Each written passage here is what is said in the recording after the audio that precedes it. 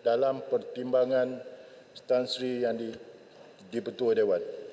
Dan saya percaya, saya dalam desas-desus pun tadi, benda ini akan dipercepatkan, insyaAllah. Terima kasih. Okey, Yang Bertuah. Macang. Standing order. Standing order, Tan Sri Bertuah. Yang Berhormat Macang dulu. Standing order mana pula? 18.1 dan 2. Sebentar.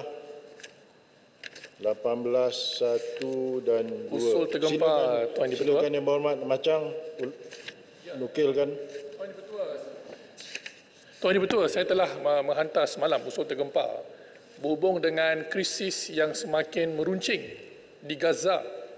Dewan ini tidak sempat membincangkan tentang pelanggaran, pencabulan hak asasi manusia dan jenayah perang yang dilakukan oleh Israel bila mereka mengebom Hospital Al-Ahli Kristian yang diduduki oleh ramai orang tidak bersalah. Jadi dalam usul ini, Tuan Dipertua, saya menyeru Dewan mengizinkan perbahasan, kita membincangkan supaya kita boleh mendesak kerajaan Malaysia mengusulkan tindakan ke dalam Majlis Keselamatan PBB untuk mengheret Benjamin Netanyahu dan Israel ke Mahkamah Jenayah Antarabangsa. Baik. Pada masa yang sama, mereka telah melanggar Geneva Convention. Jadi, perkara ini tidak akan berhenti, Tuan Dipertua, kalau tidak ada desakan daripada parlimen-parlimen satu dunia. Spain sudah buat, Colombia sudah buat, Ireland sudah buat. Kita mahukan Malaysia juga melakukan langkah pertama memastikan Israel ini dibenamkan kerana jenayah perang. Baik. Yang Berhormat Arau nanti dulu. Betul, Bagi saya selesaikan satu-satu. Kalau tidak, jadi pasal borong. Entah ya.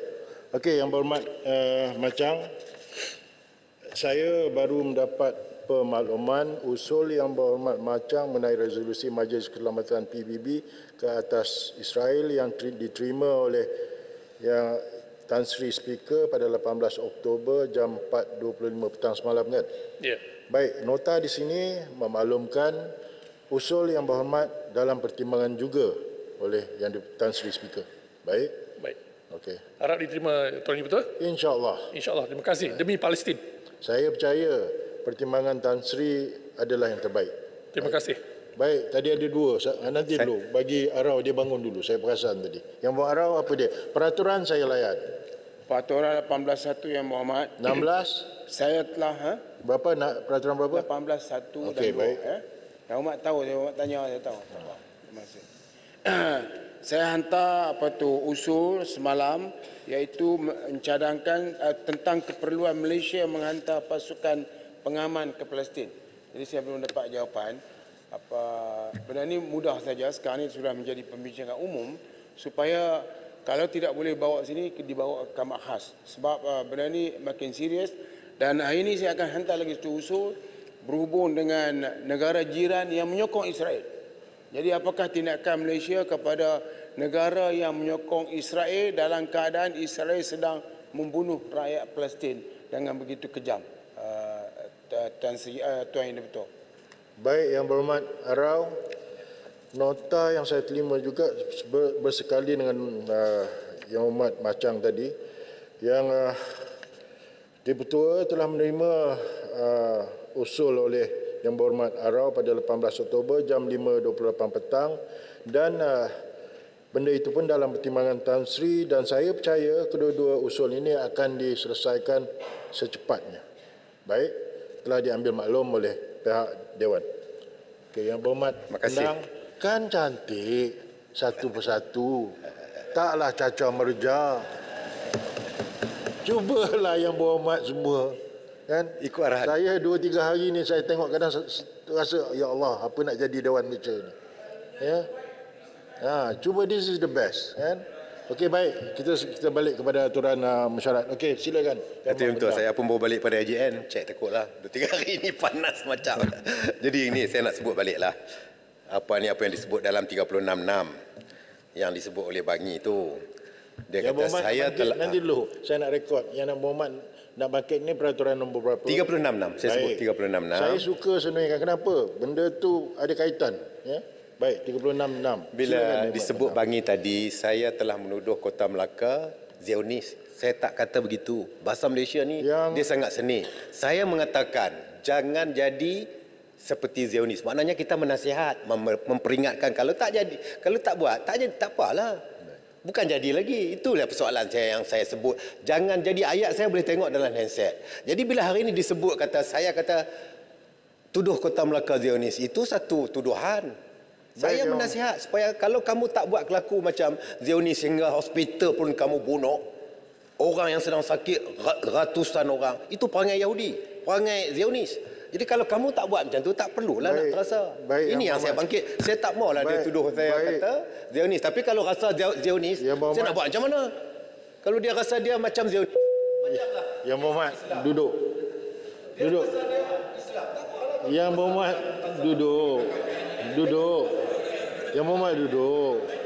Saya dah beri ruang. Jadi yang Muhammad tu cut short lah. Apa yang Berhormat Bangi telah bangkitkan, dia telah bangkitkan usul, dah submit usul. Yang Berhormat saya beri ruang kerana membangkitkan peraturan 366. Jadi apa yang Berhormat bercakap tu kan telah diambil maklum. Sebelum ni pun semalam saya tengok juga dalam tu yang Berhormat cuba jelaskan dalam kekecohan Dewan tu. Okey. Yang akan memutuskan ni adalah speaker.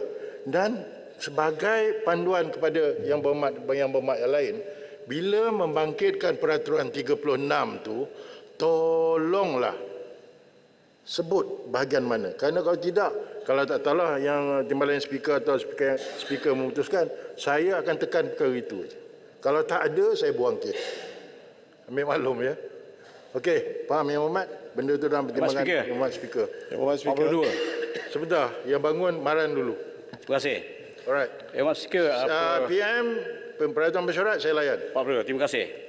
Saya setuju apa yang disebut oleh Tuan Speaker. Semua kadang-kadang kita merasa kecewa apa yang berlaku dalam Dewan ini. Sehingga kadang-kadang kita lihat ahli-ahli parlimen tidak hormat kepada speaker yang ada di depan. Speaker suruh duduk, tak duduk. Suruh keluar, tak keluar. Jadi ini memalukan kita. Bukan memalukan yang lain yang bertekak-tekak ni lantak lah yang speaker. Tapi kita yang ada display ni, malu kita. Lepas tu saya minta speaker, timbalan speaker tegas. Keluarkan, panggil pentara keluarkan. Terima kasih speaker. Lepas tu saya malah tengah sebab kita nak rakyat lihat kita. Bahawa inilah kepimpinan di negara kita yang cukup berhemat. Berjuangkan untuk rakyat, bukan untuk peribadi sendiri. Bukan dendam-berdendam. Terima kasih. Terima kasih Mak Maran. Kalau nawa itu bagi saya lah, memang itu yang saya nak. Pasal apa yang kita berlaku di dalam ni, sampai budak-budak mau bertanya, macam tu, YB ni dahsyat, YB. Yang penting utamanya kita perbincangkan kepentingan rakyat, bukan kepentingan individu atau sekelompok. Ya? Okey, baik, saya ambil maklum tu. Saya dalam mesyuarat dengan yang berhormat speaker, saya akan pertekankan tu. Hanya tindak tanduk berkaitan terpulanglah pada tindak tanduk speaker. Baik. Banyak betul lah pagi ni. Yang berhormat Peraturan Mesyuarat 36/12. 36/12. Tadi saya kena baca ke speaker? Silakan. Speaker dah Tapi hafal. untuk makluman ini last pasal saya terpaksa balik kepada aturan mesyuarat masa nanti lu bagi selesai pengalaman cepa lu. Yang berhormat speaker, masa saya bangkitkan peraturan ini, saya tak mahu ada gangguan. Kalau tak nanti dia silap faham macam yang berlaku beberapa hari lepas. Yang berhormat speaker, saya ingat semalam yang berhormat timbalan speaker dah buat ruling tentang keseluruhan perkara tersebut. Jadi saya ingat benda tu habis di situ. Kalau nak ungkitkan balik, saya pun ada benda yang nak diungkitkan balik. Tetapi diam. Saya fokuskan kepada apa yang disebut oleh Bangi tadi. Dia kata saya kata kepada dia kafir. Muhammad, kalau nak bangkitkan isu yang telah diputuskan 43 tu nyata. Ini saya tidak benarkan yang Muhammad nak bukan, ini bangkitkan intro itu lagi. yang saya nak bangkitkan yang baru tadi. 36/12. Bukan 43. Maksud saya remedy dia, ubat dia kepada itu 43. Faham speaker. Jadi kalau nak isu yang sama juga yang Muhammad pengadilan cepa duduk. Tak, saya nak jelaskan. Tadi dia mengelirukan Dewan. Yang Muhammad, saya dah putuskan duduk. Nanti Speaker, yang Muhammad Rao. Tadi dia kata saya Yang kata dia kafir. Saya dah putuskan duduk. Kalau tidak tidak ruling dia, ruling speaker kepada apa yang baru disebut oleh Bangi tadi apa?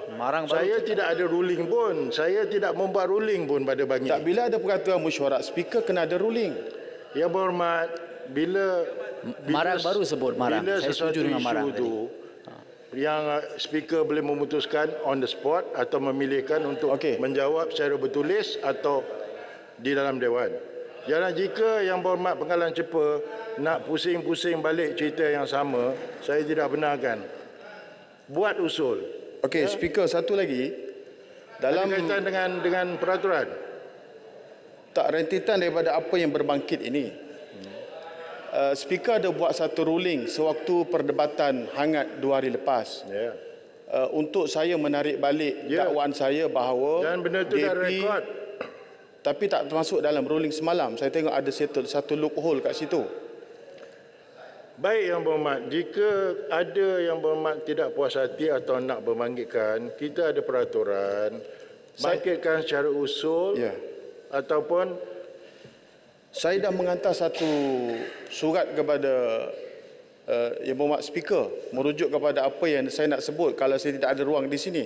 Jadi saya nak tahu apa ruling yang terbaru. ruling saya telah putuskan pada hari berkenaan. Dan yang berhormat pun dah tarik benda tu. Jika ada yang tidak puas hati, kita masih ada peraturan sebagaimana dalam peraturan mesyuarat. Laksanakan. Ya. Baik. Terima kasih Speaker. Baik. Semalam cara Speaker buat ruling itu saya nampak kalau apa pun bertukar kerajaan lepas pada ini, Speaker memang kekal sebagai Speaker lah. Yang berhormat, ini semua Allah Ta'ala punya kerja. Saya hanya akan melaksanakan tugas saya seadil-adilnya. Saya duduk sini, saya dah bercakap. Jelutong pun cakap. Bendera ke apa, mata saya dah jadi hitam. Itu saja yang saya nampak. Saya tak nampak hijau, saya tak nampak biru, saya tak nampak merah. Saya laksanakan sebaik mungkin. Baik. Yang berhormat. Apa ini Rau? Last ya, tolong. Saya nak teruskan aturan mesyuarat. Peraturan saya layan. Sebab Yang Berhormat berjanji nak keluar ruling hari ini. Saya ingin bertanya. Iaitu 351. 351 Yang Berhormat kata akan bagi tahu. Saya kata apa dia peranti yang tidak dibenarkan masuk dalam dewan. Jadi Yang Berhormat, sekarang ni saya rasa macam saya terkena. Saya ada mungkin 2-3 orang terkena.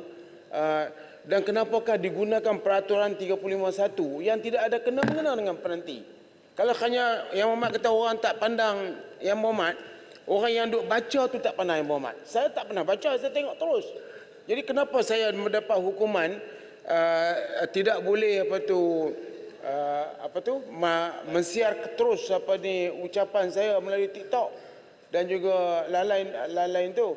Jangan ni Yang Berhormat kena beritahu peranti tu apa dia. Saya nak tahu. Sebab Tuan apa? Speaker, Rau ni sudah gaharu gaharu kata cendana, sudah tahu bertanya pula. Sudah semua perhenti tidak boleh. Yang berhormat. Ini datang daripada Yang mana? Berhormat Aku tak Rau. tahu ni. Yang Berhormat Rau. Tolong Yang Berhormat Rau. Ya. Tolong Yang Berhormat batangan. Ya. Yang Berhormat Rau, isu Yang Berhormat Rau ni dah semalam dah bangkitkan dan benda itu telah diusulkan kepada Yang Dipertua. Yang Bertua telah membuat keputusan tak salah kalau tidak silap saya. Kalau tidak puas hati, bangkitkan usul baru. Ya, tolong. Baru semua dibuat. Saya ingin bertanya apa itu peranti? Kalau tidak Parlimen sudah menjadi seperti Menteri Komunikasi. Beritahu amaran polis akan datang. Ini pula ini adalah negara demokrasi, perkara 10 perlembagaan. Kita sendiri yang melanggar perkara 10 perlembagaan. Sekarang bukan saja tak boleh ni. Sekarang ni disekat tak boleh buat TikTok. Itu hantu TikTok. Madam Speaker, peraturan tetap Madam Speaker. Ini Duduk. Cukup. Peraturan tetap Speaker, Ampang. Supaya apa yang peranti yang dimaksudkan. Yang Berhormat, kalau tak bagi pun jangan pakai 351. 351 tak sesuai dipakai untuk menghalang orang bawa masuk peranti. Ini tak betul. Sebab alasannya tak pandang Speaker. Takkan Allahumma apa dia peranti? Speaker, saya mohon peraturan tetap jadi perkataan ada kena-mengena tu. peranti. Duduk Yang Berhormat Rao. Duduk. Okey, saya dah kata last. Baik, Yang Berhormat Besut, Yang Berhormat tekan. Ampang, saya nak Yang Berhormat bangkit. tekan. Yang Dah Berhormat tekan. Ampang, saya dah kata tadi last. Lepas ni siapa bangun, saya bagi amaran. Saya lebih baik daripada referee dekat padang bola. Dia bagi 2 amaran, saya bagi 3 amaran, saya akan buang. Baik. Speaker, cukup. saya nak hanya minta Duduk, Yang petua je. Berhormat Ampang. Minta petua Duduk. tentang peraturan ni. Saya dah katakan last. Saya nak teruskan kepada aturan mesyuarat. Baik. Ya Allah.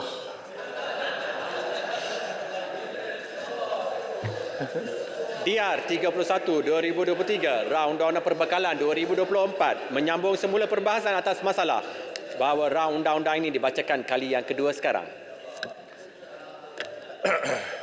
Kita meneruskan agenda perbahasan Undang-Undang Perbekalan. Di sini saya ada senarai nama sebanyak 36 orang. Walau bagaimanapun saya akan baca sampai ke nombor 26. Masa diberi 15 minit untuk seorang pembahas. Saya akan baca dulu. Yang Mak Bakri standby, ya. Saya akan baca dulu, ya.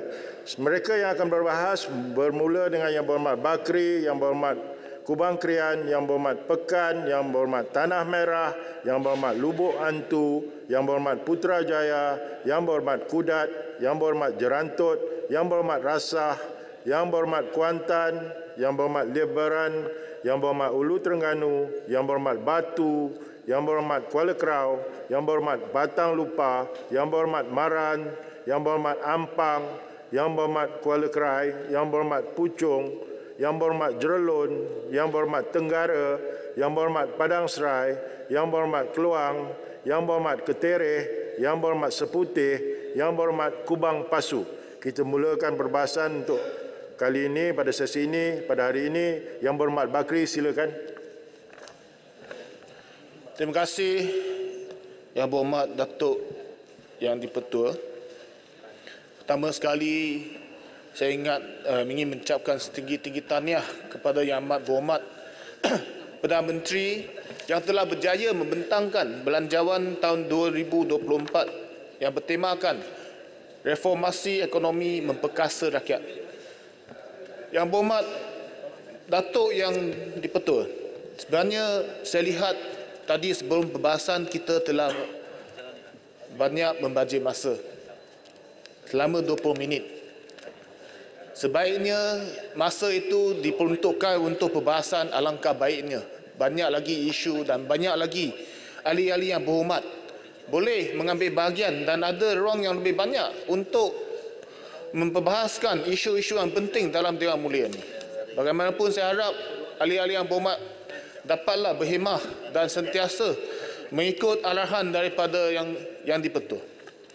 Yang Berhormat Datuk Yang di-Pertua, saya ingin membangkitkan beberapa isu berkenaan dengan Hospital Pakal Sultanah Fatimah ataupun lebih dikenali sebagai Hospital Muar. Saya harap saya ada peluang untuk habiskan isu-isu yang saya bangkitkan.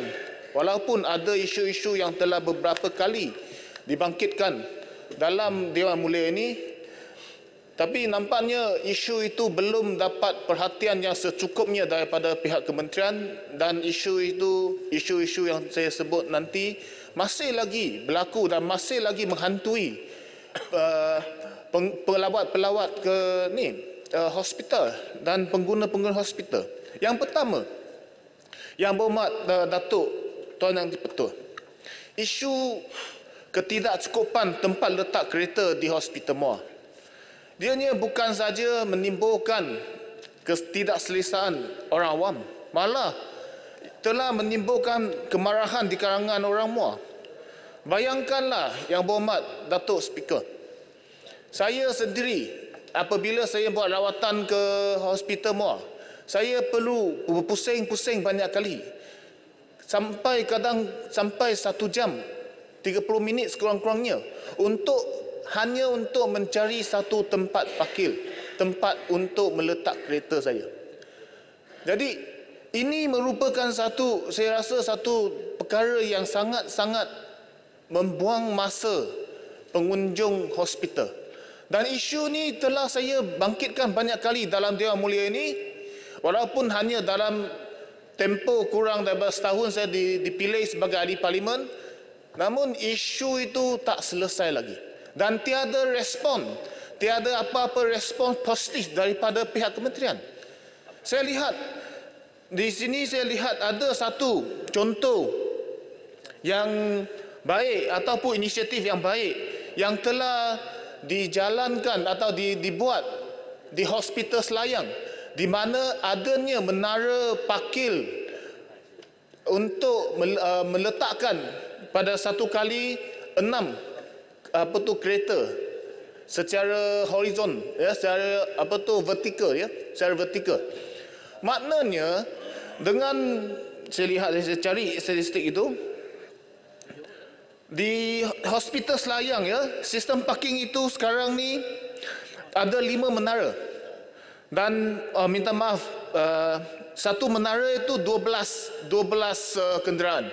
Maka sekali satu ruang yang yang sama sekarang ni boleh menampung lebih kurang 60 kenderaan pada masa yang sama. Maka saya lihat sekiranya perkara ini telah berjaya, ataupun apakah penilaian daripada pelaksanaan dasar ini ataupun inisiatif ini, adakah ia sesuai untuk diperluaskan ke hospital-hospital lain seperti di Muar?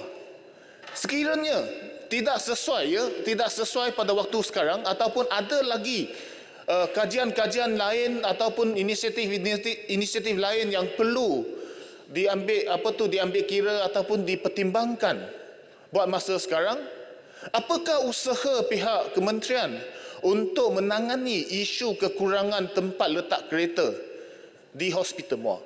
Sebenarnya saya telah banyak kali berbincang dengan menteri berkenaan isu ini, dan saya telah cadangkan kepada kepada menteri supaya pihak KKM mengambil kira cadangan saya, luangkan ataupun kosongkan tempat letak kereta yang khas untuk kaki tangan ke hospital, supaya ruang-ruang tersebut dibuka untuk orang awam. Dan kaki tangan hospital boleh meletakkan kenderaan mereka di satu tempat lain yang berdekatan dengan hospital, dan disediakan perkhidmatan shuttle bus supaya mereka boleh pergi bekerja dengan lebih efisien. Ini isu ataupun cadangan ini saya dibuat disebabkan, ya, kaki tangan hospital mereka meletakkan kereta mereka di ruang terletak kereta untuk satu tempoh yang panjang. Ianya adalah satu pembajiran sekiranya ruang tersebut dioccupy, dengan izin dioccupy untuk masa yang panjang, padahal ruang tersebut boleh digunakan oleh orang awam yang biasanya tak lebih daripada 2 jam. Secara tidak langsung kita boleh menggunakan 4 kali ruang yang sama sekiranya ruang tersebut dibuka untuk orang awam supaya mereka meletakkan kenderaan mereka. Ini pada jangka pendek dapat mengurangkan rintihan ataupun rungutan orang awam apabila mereka tidak dapat menjumpai ruang ataupun satu tempat letak kereta di Hospital Muar. Apa yang berlaku sekarang, ada juga ruang-ruang yang kosong tetapi dihaskan untuk kaki tangan hospital. Maka orang awam akan buat aduan ataupun akan bising sebab ada tempat letak kereta tetapi tidak boleh dimanfaatkan. Maka sekali lagi saya dalam Dewan Mulia ini, saya berharap pihak kementerian mengambil kira mempertimbangkan cadangan saya ini supaya merangka satu penyelesaian jangka pendek untuk menangani isu ini. Isu yang kedua yang berhormat Datuk Speaker. Wakil boleh. Sila. Saya dapat satu berita berkenaan dengan parking mechanical di Hospital Selayang. So apakah itu satu cadangan yang bersesuaian dengan Hospital Muar?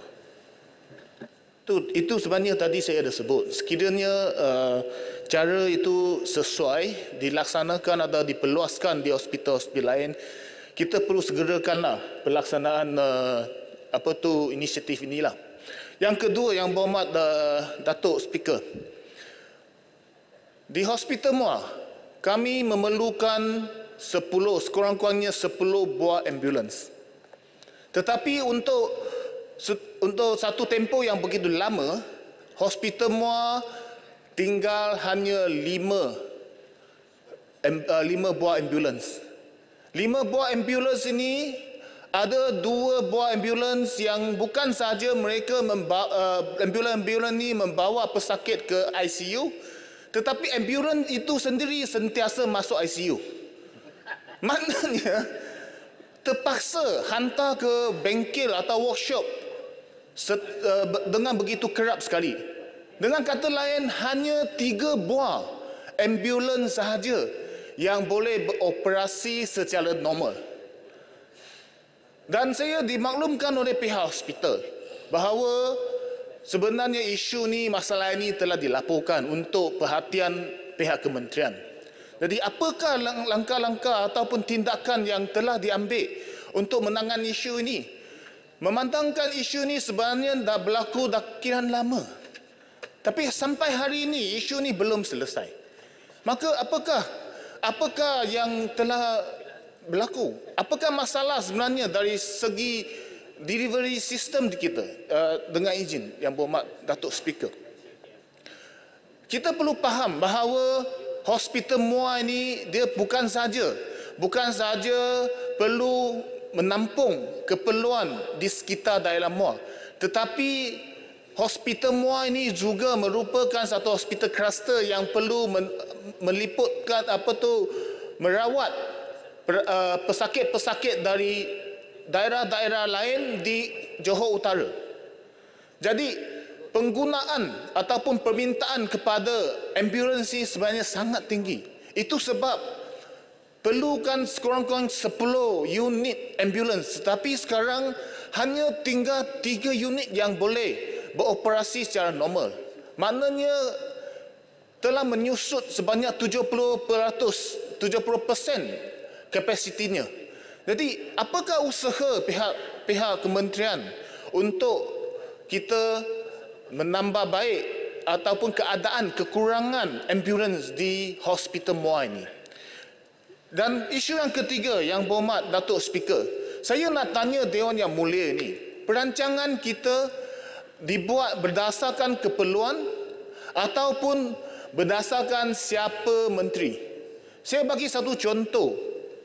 Di Hospital Muar pada 20 tahun lalu telah dirancangkan dan saya dimaklumkan plan bangunan pun telah siap diraka, iaitu sebuah bangunan pakal di Hospital Muar, sempena penaiktarafan Hospital Muar kepada Hospital Pakal.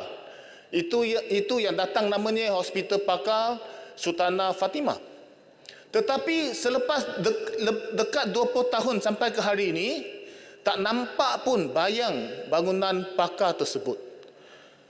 Ada ura-ura kata disebabkan tukar Menteri Kesihatan daripada sebelum ni Ahli Parlimen Bakri, iaitu yang berbahagia Chua Ji-ming, kepada yang berbahagia Datuk Chua Selik, yang di mana tapaknya ataupun kampungnya di Batu Pahat. Maka bangunan itu ataupun peruntukan itu telah dibawa daripada Muar, Hospital Muar, dibawa kawasan Bakri, dibawa ke Hospital Batu Pahat. Saya tak ada masalah sebenarnya yang berhormat Datuk Speaker. Sekiranya ada keperluan di Batu Pahat, kita buatlah di Batu Pahat. Tetapi rancangan yang asal, yang mana perlu sebuah bangunan pakar di Hospital Muar, perlu diteruskan juga. Maka saya nak tanya kepada Kementerian Kesihatan, adakah ura-ura ni benar? Jadi sekiranya benar, maknanya perancangan kita, pembangunan di negara kita dia bergantung sangat kepada di mana letaknya menteri kita. Jadi rugilah. Mana tempat yang ada keperluan tu dia sebenarnya perlu diutamakan. Dan sekiranya sesuatu rancangan itu dirancang, perlulah kita laksanakannya.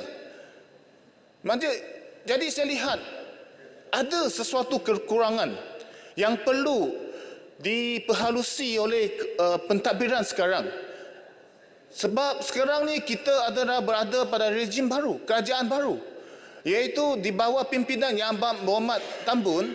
Saya harap sesuatu pembaharuan dapat dibawa supaya bukan saja pentadbiran kita akan menjadi lebih lancar, tetapi perancangan kita adalah untuk jangka masa pendek.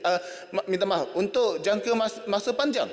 Bukannya hanya mengikut suka hati menteri. Saya harap perkara-perkara ni Yang Berhormat Datuk Speaker perlu diambil perhatian oleh bukan saja Kementerian Kesihatan tetapi oleh Yang Berhormat Perdana Menteri sendiri supaya semua ini kelemahan-kelemahan ini dapat diperbetulkan.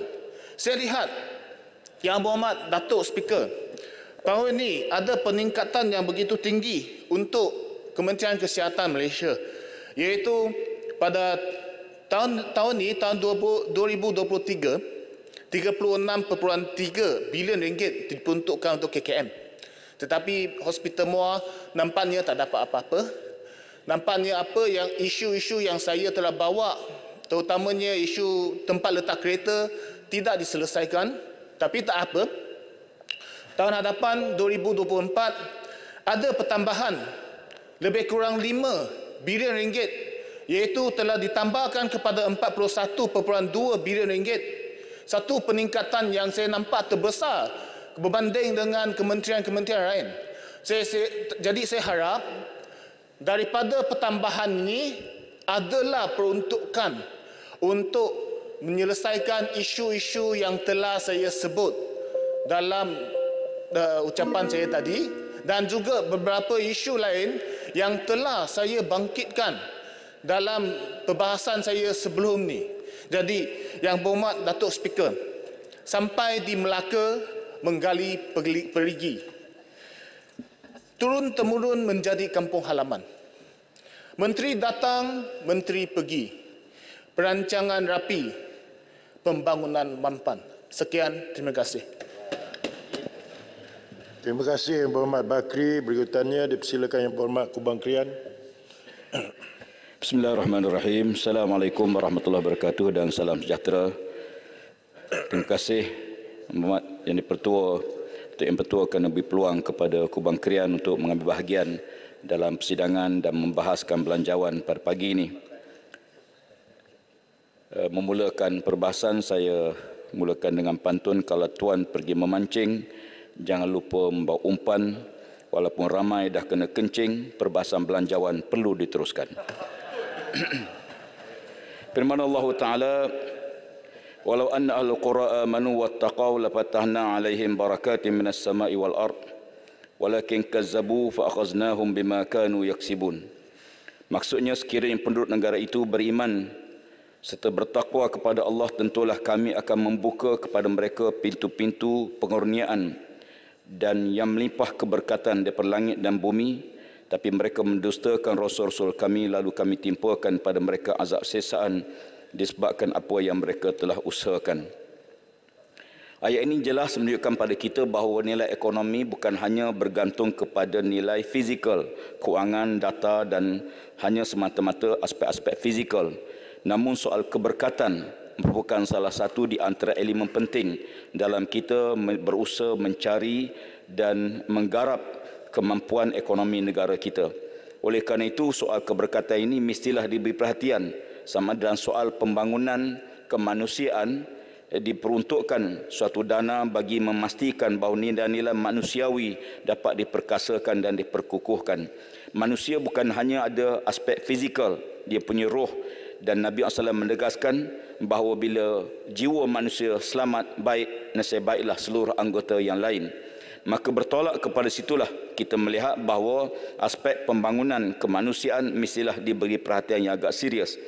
Tuan Ketua, saya juga ingin mengambil perhatian soal perlunya kita memperkasakan golongan kaya atau golongan maha kaya dan kita tidak blame golongan mereka. Kalau kita lihat pada hadis Nabi SAW, Nabi SAW menyebut al-mu'minul qawi khairun wa ahabbu ila Allah minal mu'minid dha'if wa bi kulli khair. Orang mukmin yang kuat lebih disukai oleh Allah Taala berbanding golongan yang mukmin yang lemah walaupun pada mereka ada kebaikan. Ayat ini menunjukkan dalil ini, hadis ini menunjukkan pada kita bahawa Islam sangat menekankan soal perlunya kita menggarap kekuatan ekonomi, kekuatan kemampuan dan kekuatan nilai-nilai yang ada yang dikurniakan Allah Taala kepada manusia. Maka kerana itu kita lihat dalam hadis-hadis yang lain Nabi sebut al-yadul ulya khairum minal yadi sufla, tangan yang beri lebih baik pada tangan yang minta.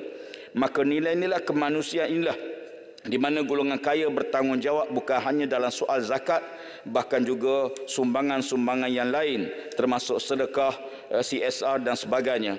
Apa yang penting pada kita ialah bagaimana kita mengendalikan kekayaan golongan kaya supaya dapat dimanfaatkan kepada golongan-golongan yang lain yang ada dalam negara. Allah Ta'ala menjadikan manusia tidak sama kemampuan untuk pemilikan harta dan demikian juga keilmuan dan kedudukan. Sebagaimana Nabi-Nabi pun tidak sama. Tilkar rusul faddalna ba'dhum ala ba'din. Demikianlah Rasul-Rasul sebahagiannya kami lebihkan berbanding sebahagian yang lain. Maka lantaran itu kita melihat perlunya kita memperkasakan golongan kaya ini supaya bertanggungjawab terhadap golongan-golongan miskin, golongan yang tidak berada. Tidak hanya membolot dan memperkayakan hingga mewujudkan jurang yang tidak adil atau jurang yang sangat besar di antara golongan kaya dan golongan miskin. Tuan Ketua, saya juga ingin menyentuh soal dasar ekonomi putra. Kalau kita lihat dalam pembentangan belanjawan yang dibuat, fokus kepada pelan pembangunan ekonomi putra ini tidak menjadi satu fokus yang agak spesifik, yang agak khusus. Sebagaimana kita pernah laksanakan dasar polisi, dasar ekonomi baru dan disambung dengan wawasan kemakmuran bersama. Saya melihat perlunya satu agenda yang jelas, yang tegas berhubung dengan pelan pembangunan ekonomi putra supaya kita tidak hanya tinggal sebagai satu agenda yang berada dalam pelbagai kementerian, tapi dia mesti menjadi agenda yang boleh diukur pencapaian, prestasi dan untuk mencapai target yang telah diletakkan. Jurang ini perlu kita atasi sebab dia akan menimbulkan suasana yang tidak harmoni di negara. Sekiranya jurang kaum yang wujud sama dalam ekonomi, dalam kehidupan akan tak dapat dikawal satu masa nanti. Kita harapkan usaha-usaha ke arah itu dapat diperkasakan. Kalau kita lihat dalam pada tahun 2022, kerajaan meluluskan peruntukan keseluruhan sebanyak 6.6 bilion untuk kemudahan pendidikan anak-anak bumi putra. Namun bajet kali ini kita lihat hanya menyatakan agar institusi pendidikan di bawah MARA untuk menumpukan kepada latihan dan peningkatan kemahiran dalam bidang seperti ekonomi Islam, aeroangkasa dan industri kreatif. Saya ingin bertanya, apakah mekanisme kerajaan dalam menumpukan pelatihan dan peningkatan kemahiran seperti yang disebut dalam ucapan belanjawan 2024? Tuan Ketua, kalau kita lihat setiap kali pembentangan belanjawan dan penyataan ekonomi sejak berpuluh tahun, beberapa buah negeri ini diletakkan sebagai negeri miskin. Kelantan, Terengganu, Sabah, Sarawak. Persoalan saya, apakah mekanisme yang perlu kita buat? Setiap tahun kita hanya meletakkan mereka ini, negeri-negeri ini sebagai negeri miskin. Tapi tanpa peruntukan yang khusus, perancangan yang rapi, maka tentulah kita tak boleh menyelesaikan dan mengeluarkan negeri ini daripada negeri yang miskin. Lantaran itu satu peruntukan khas perlu dibuat supaya kita letakkan sasaran tahun bila negeri ini perlu diselesaikan. Dengan kata lain bahawa pelan pembangunan di peringkat persekutuan seumpama pembangunan wilayah yang lebih adil dapat ditegakkan. Kalau kita lihat dalam WKB, Wawasan Kemakmuran Bersama, di antara aspek diberi perhatian dalam WKB ialah supaya kemakmuran bersama daripada hasil kit negara itu dapat dikecapi oleh semua rakyat. Sebagai contoh, kita ada perjanjian petroleum dengan negeri-negeri Kelantan, Terengganu dan seumpamanya. Namun kita lihat berlakunya pengabaian, pelanggaran kepada perjanjian tersebut yang menyebabkan negeri-negeri itu tidak dapat hasil sebagaimana yang sepatutnya diperolehi dalam perjanjian petroleum. Maka saya lihat kerajaan banyak menggunakan 3 batu netika sebagai asas dalam untuk menaikkan perjanjian petroleum. Namun apa yang jelas, waktu perjanjian dibuat, faktor ini tak ada pun masuk dalam perjanjian tersebut. Dan saya melihat bahawa perlunya keadilan diberikan pada negeri-negeri yang kita kategorikan sebagai negeri yang miskin ini. Tuan Pertua, di samping aspek tersebut saya juga ingin menyentuh soal... Kubang Krian minta laluan sikit. Ya, sila. Terima kasih Ketua, terima kasih Kubang Krian. Berkaitan dengan negeri-negeri Terengganu, Kelantan, Kedah, dan sebagainya. Ada satu lagi program yang telah dirancang sejak dulu yang dinamakan ECER, East Coast Economic Region. Dan saya dapatkan sehingga sekarang apakah status ECER? Kerana ianya merancangkan lagi pembangunan ekonomi di negeri-negeri yang terlibat. Terima kasih Ketua. Ya, saya setuju supaya dimasukkan dalam sebahagian pada ucapan saya. Cuma saya ingin jelaskan bahawa bila plan yang telah dibuat satu masa, ECR ini sangat baik untuk memastikan semua koridor-koridor yang ada ini dapat membangun dengan pesat. Dan saya harapkan jangan bila bertukar kerajaan kita batal apa yang telah disusun, yang telah diatur sebelum ini. Dan ini juga telah diutarakan oleh Wakil Ahli Yang Berhormat sebelum saya tadi. Saya nak balik pada isu tentang hasil negara. Dalam pembentangan belanjawan, kita lihat pergantungan kepada sumber-sumber sedia ada ini sangat kuat. Terutama isu-isu sumber percukaian dan sebagainya. Saya lihat bahawa negara kita punya potensi besar terhadap sumber-sumber baru yang perlu dibangunkan. Sebagai contoh, isu REE, carbon capture, dan beberapa elemen lain dalam tenaga hijau dan sebagainya. Ini sumber-sumber yang perlu digarap dan diteroka. Saya menyambut baik dan mengalu-alukan pengharaman ekspor REE sebagaimana telah diumumkan oleh Perdana Menteri.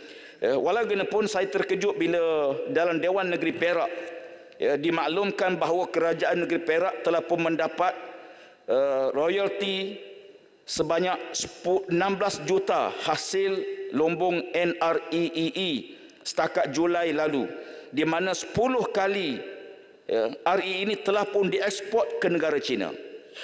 Saya ingin dapat penjelasan, apakah dasar yang telah dibuat oleh kerajaan persekutuan tidak dipatuhi oleh kerajaan negeri? Dan sekiranya benar dia berlaku, ini satu benda yang sangat malang bagi negara kita. Bila Perdana Menteri mengumumkan tidak ada lagi ekspor keluar, bermakna kita sepatutnya semua negeri bertanggungjawab memastikan bahawa tidak ada lagi pelanggaran kepada arahan yang dibuat di peringkat persekutuan. Kita akui bahawa kita memiliki simpanan REE yang sangat besar, 809.6 bilion atau mencah hampir 1 trilion hasil simpanan yang ada dalam setiap negara. Saya fikir kita mempunyai lebih kurang dalam 7 negeri yang telah dikenal pasti mempunyai sumber REE yang sangat berpotensi besar. Persoalan saya ialah, oleh kerana REE ini satu elemen yang sangat mudah untuk dihasilkan, satu helak kos dia lebih dapat menjana pendapatan lebih kurang RM500,000. Satu helak, bayangkan 2 helak sejuta. Dan dia sangat mudah untuk dikeluarkan, dicuri. Dia ada 15 elemen dalam NREE, dalam REE ini. Apa yang penting pada kita, negara perlu menyediakan kepakaran segera supaya negeri-negeri yang punya stok simpanan REE ini dapat memanfaatkan. Tanpa kepakaran yang ada, saya bimbang ianya akan diceroboh, dicuri, dibawa keluar sebab dia sangat mudah. Oleh kerana itu, kalau kita boleh memastikan bahawa arahan Perdana Menteri dipatuhi, di mana 15 elemen dalam REE dapat kita pecahkan, saya menjangka negara mencapai hasil yang jauh lebih besar daripada apa yang kita anggarkan sekarang. Namun kalau sekiranya kepakaran tidak ada, maka kita akan berdepan dengan kerugian yang sangat besar. Bukan saja di peringkat negeri yang memiliki stok simpanan REE, bahkan negara secara keseluruhannya. Dan Pertua, di samping itu saya juga ingin menyentuh soal yang dibangkitkan dalam perbahasan sebahagian besar tentang EV, di mana kerajaan telah pun menggalakkan usaha, dan pagi tadi kita telah mendengar dalam sesi jawapan menteri, di mana ada berbagai usaha yang telah dibuat. Saya ucapkan tahniah di atas usaha-usaha tersebut. Namun kebanyakan yang dibangkitkan oleh orang ramai ialah tentang mekanisme bagi memenuhi keperluan EV tersebut, dan perkara itu pun disentuh soal sebagai contoh soal kemudahan charging station dan sebagainya. Saya melihat bahawa perlunya suatu mekanisme dibuat supaya EV ini tidak hanya terbuka.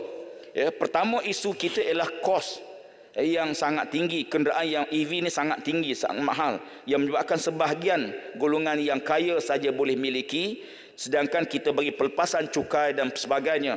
Jadi pelepasan cukai yang kita beri gagah dimanfaatkan kepada golongan-golongan yang kurang berkemampuan. Saya minta supaya kenderaan elektrik ini juga diambil kira soal kos, supaya dia tidaklah hanya tumpu pada kenderaan-kenderaan yang mahal saja. Yang kedua, menjadikan beberapa tempat atau wilayah sebagai pelan jangka panjang ataupun pelan pemulihan penggunaan EV. Sebagai contoh, Pulau Langkawi, Pulau Tioman, boleh kita jadikan pilot project, memastikan bahawa semua charging station diadakan di semua fasiliti yang ada. Sebagai contoh, kita banyak menerima aduan daripada pengguna kekurangan charging station di LPT, Lebuh Raya Pantai Timur, yang menyebabkan mereka terkadang yang memiliki EV juga tak dapat memanfaatkan sepenuhnya. Saya mencadangkan supaya perkara ini diberi perhatian serius, terutamanya dalam procurement kerajaan, supaya sekurang-kurangnya 30% kenderaan yang dibeli oleh pihak kerajaan memastikan bahawa dia kenderaan yang EV, elektrik. Tadi Pertua, saya juga ingin menyentuh soal perlunya suatu keutamaan diberi kepada subsidi pengangkutan awam dan program transformasi bas henti-henti bagi manfaatkan lebih ramai pengguna-pengguna sama di bandar atau luar bandar. Penggunaan pengangkutan awam secara maksimal ini dapat mengurangkan penggunaan tenaga serta pelepasan gas rumah kaca GHG, dan ia selari dengan pelan pembangunan mobiliti rendah karbon 2021-2023. Dan Pertua, akhirnya saya ingin menyentuh soal beberapa perkara dibangkitkan di dalam kawasan Parlimen Kubang Krian. Isu kesakan hospital hampir semua berlaku di mana-mana hospital. Saya melihat bahawa isu kesakan di hospital Kubang Krian ini sangat serius. Ya, maka perlu disediakan suatu parking bertingkat ataupun kaedah yang lebih selamat supaya kesakan dapat kita elakkan. Dan demikian juga satu jejambak baru perlu dibina di dua jalan utama bagi mengelakkan kesakan demi keselesaan penduduk sekitar di hadapan Hospital Universiti Kubang Krian.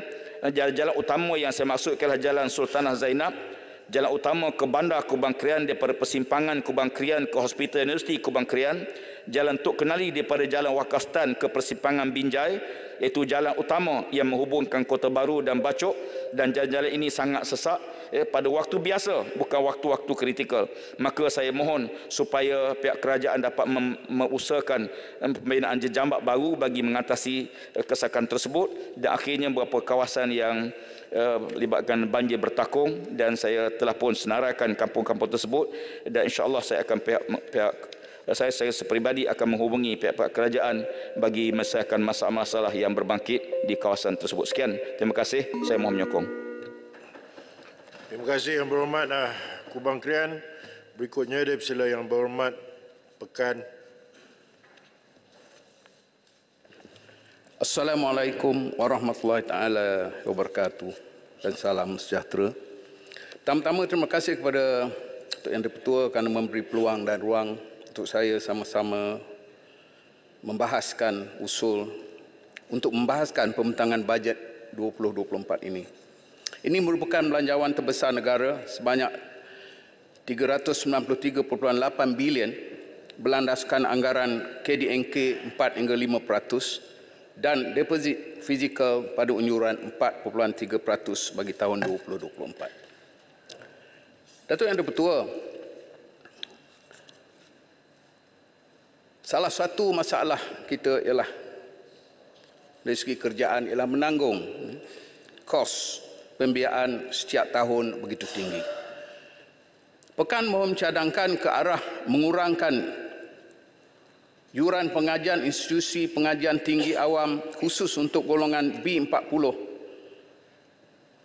iaitu untuk memberikan fokus kepada sistem wakaf bagi membolehkan institusi pengajian tinggi awam khususnya bagi mendapatkan pulangan dari pelaburan dana wakaf untuk membolehkan membantu membiayai kos operasi dan pembangunan universiti-universiti dan tidak bergantung sepenuhnya kepada dana kerajaan.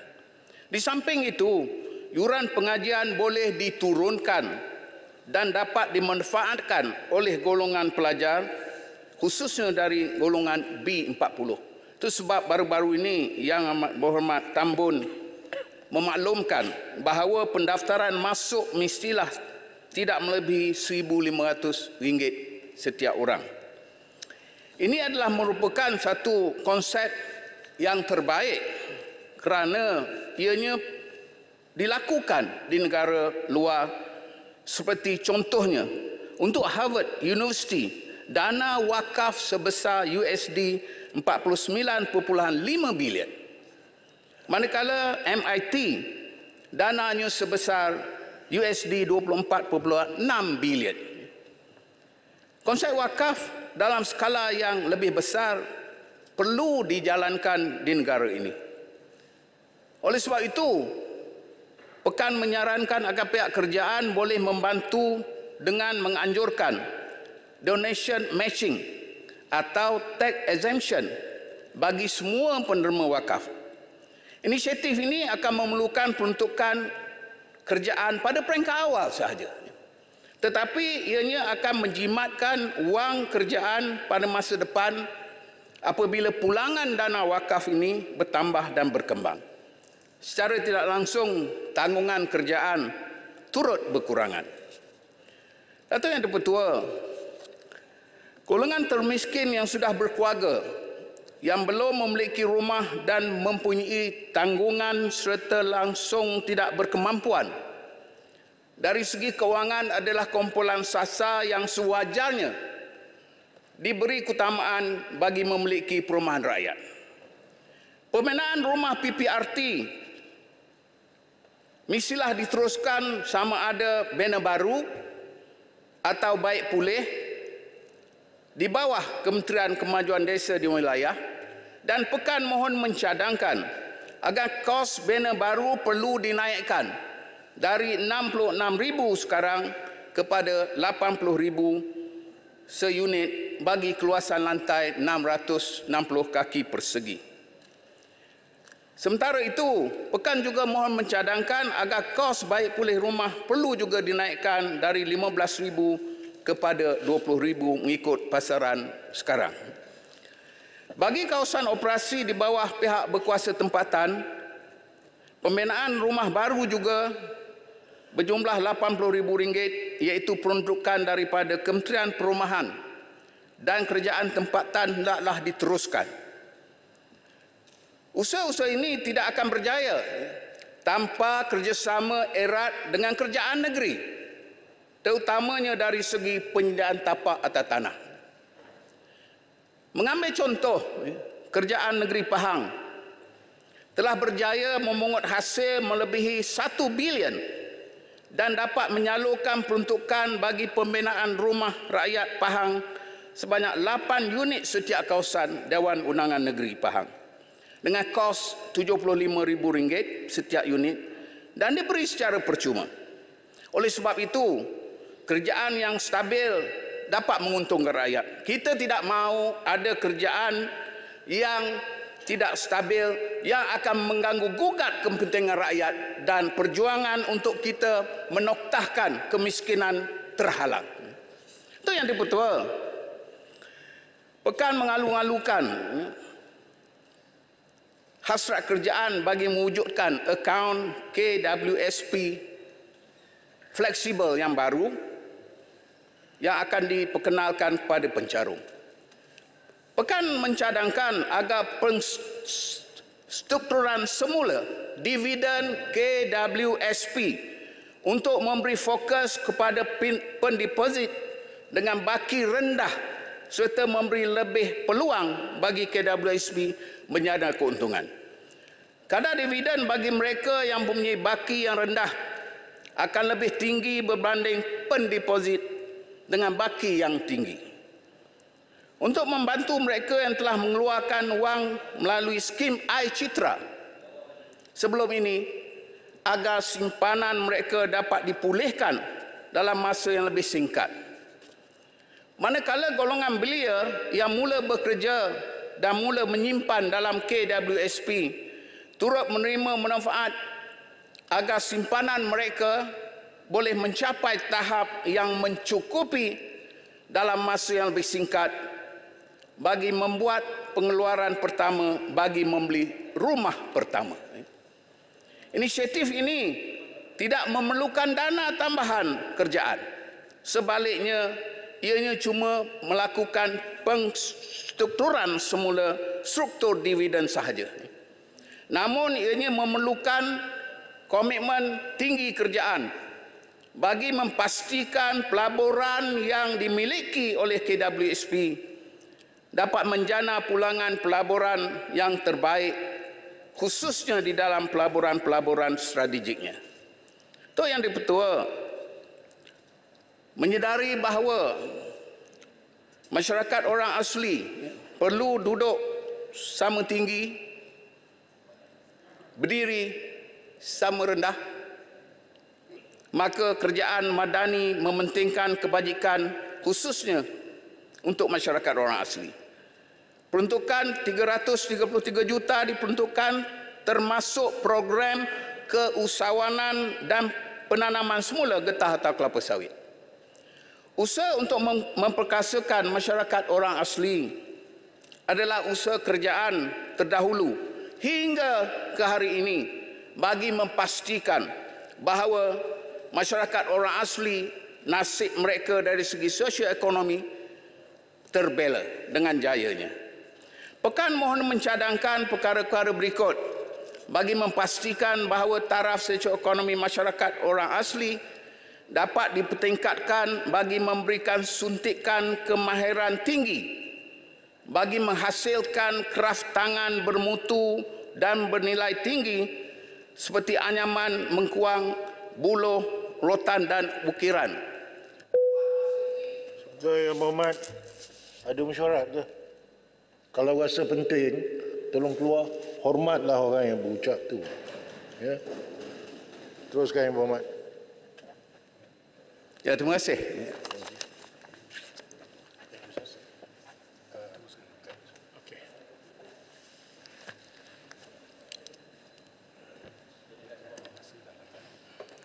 Dan si Ketua, saya teruskan ya. Silakan. Untuk memberi suntikan kemahiran tinggi bagi menghasilkan kraft tangan bermutu dan menilai tinggi seperti anyaman, mengkuang, buluh, rotan dan ukiran. Apa yang kita perlukan ialah tenaga mahir ini perlu melatih dalam sesuatu kampung seorang ataupun berdua mereka yang mahir dalam bidang ini, dan kita mesti memastikan bahawa produk yang dihasilkan ini betul-betul bermutu dan boleh dipasarkan di pasaran antarabangsa. Hasrat untuk mengeluarkan satu produk bagi satu kampung juga dapat kita capai. Selain pada itu, suntikan ilmu keusahawanan untuk menjadikan masyarakat orang asli ini berjaya perlu juga kita usahakan. Bagi mereka-mereka yang berminat di dalam bidang keusahawanan kecil, kita kena pastikan bahawa mereka mampu berkembang dan berdaya maju. Manakala penanaman semula getah ataupun sawit yang sudah tua dan kekurangan hasil dapat kita gantikan dengan spesies pokok yang baru yang mempunyai produktiviti tinggi. Tan Sri Yang Bertua, akhir kalam saya coretkan surakak pantun. Sorong papan, tarik papan, buah manggis, buah dokong. Hujah diberi untuk tatapan, pekan mohon menyokong. Sekian, terima kasih. Terima kasih. Saya jemput Tanah Merah. Bismillahirrahmanirrahim. Assalamualaikum warahmatullahi wabarakatuh. Salam sejahtera. Terima kasihlah seorang timbalan menteri ada seorang, saya satu je. Oh, ada dua, tiga, ada menteri. Dari Tanah Merah pergi ke Keluang, kereta dipandu berhati-hati. Terima kasih Tan Sri Yang Bertua beri saya peluang, bolehlah saya bahas apa yang di hati. Tan Sri Yang Bertua, pada sesi perbahasan ini saya akan menyentuh mengenai beberapa perkara penting berakumi isu pertahanan dan keselamatan negara. Tan Sri Yang Bertua, sebagaimana ucapan saya di Dewan Yang Mulia ini sejak setahun yang lepas, adalah penting supaya rakyat Malaysia untuk sentiasa diingatkan mengenai perihal skandal kecurangan berkaitan pembinaan kapal littoral combatant ship yang sudah diketahui oleh masyarakat umum di seluruh dunia. Bukan saja kerja-kerja pembinaan kapal tempur pesisir ini sudah menjadi kerja pembinaan yang paling lama dan termahal di dunia, malah seakan wujud satu usaha terancang oleh pihak-pihak tertentu supaya rakyat Malaysia segera melupakan kecurangan yang berlaku berkaitan projek LCS ini serta memaafkan pihak-pihak yang terlibat, khususnya syarikat kontraktor utama Boston Naval Shipyard Sdn Bhd, ringkasnya BNS SB, yang gagal menyiapkan kapal kita dalam tempoh kontrak sebagaimana terma yang dipersetujui. Lebih malang lagi, syarikat Boston Naval Shipyard Sdn Bhd ini masih kekal diberikan kepercayaan oleh kerajaan pada hari ini untuk meneruskan projek pembinaan kapal LCS dengan kos tambahan berjumlah 2.1 bilion daripada kontrak asal bernilai 9.1 bilion, iaitu pertambahan kos yang sebenarnya mampu membina sebuah lagi kapal LCS untuk TLDM. Namun peliknya, projek kapal LCS negara kita walaupun dengan pertambahan kos peruntukan yang besar, ia telah dikurangkan daripada asal 6 buah kepada 5 buah kapal saja. Sedangkan jumlah 11.2 bilion keseluruhan ini mampu membina 7 buah kapal LCS untuk TLDM. Saya juga ingin merujuk penjelasan Yang Berhormat Menteri Pertahanan pada bulan September bulan lepas sewaktu menggulung laporan kajian separuh penggal RMK ke-12 bagi perkara melibatkan MINDEF, di mana beliau telah menjelaskan bahawa peningkatan kos berjumlah 2.1 bilion ke atas projek LCS negara adalah disebabkan perubahan kerja-kerja spesifikasi bagi sistem utama yang akan dimuatkan di atas kapal-kapal ini, iaitu surface-to-surface missile, decoy launching system dan integrated platform management system. Menurut Yang Berhormat Menteri lagi, peningkatan kos 2.1 bilion ini tidak melibatkan kos non-recurring kerja-kerja pembinaan kapal. Oleh itu, Yang Berhormat Menteri Pertahanan, oleh itu saya mohon Yang Berhormat Menteri Pertahanan menjelaskan dengan lebih terperinci apakah maksud pernyataan beliau itu. Bukankah perolehan 6 buah kapal LCS untuk TLDM yang telah dimeterai antara MINDEF dengan syarikat BNS sejak tahun 2014 lagi telah merangkumi segala keperluan persenjataan kapal canggih ini? Agak ralat bagi saya, sebuah kontrak perolehan paling canggih dan paling besar dalam sejarah negara tidak diperhalusi dengan teliti.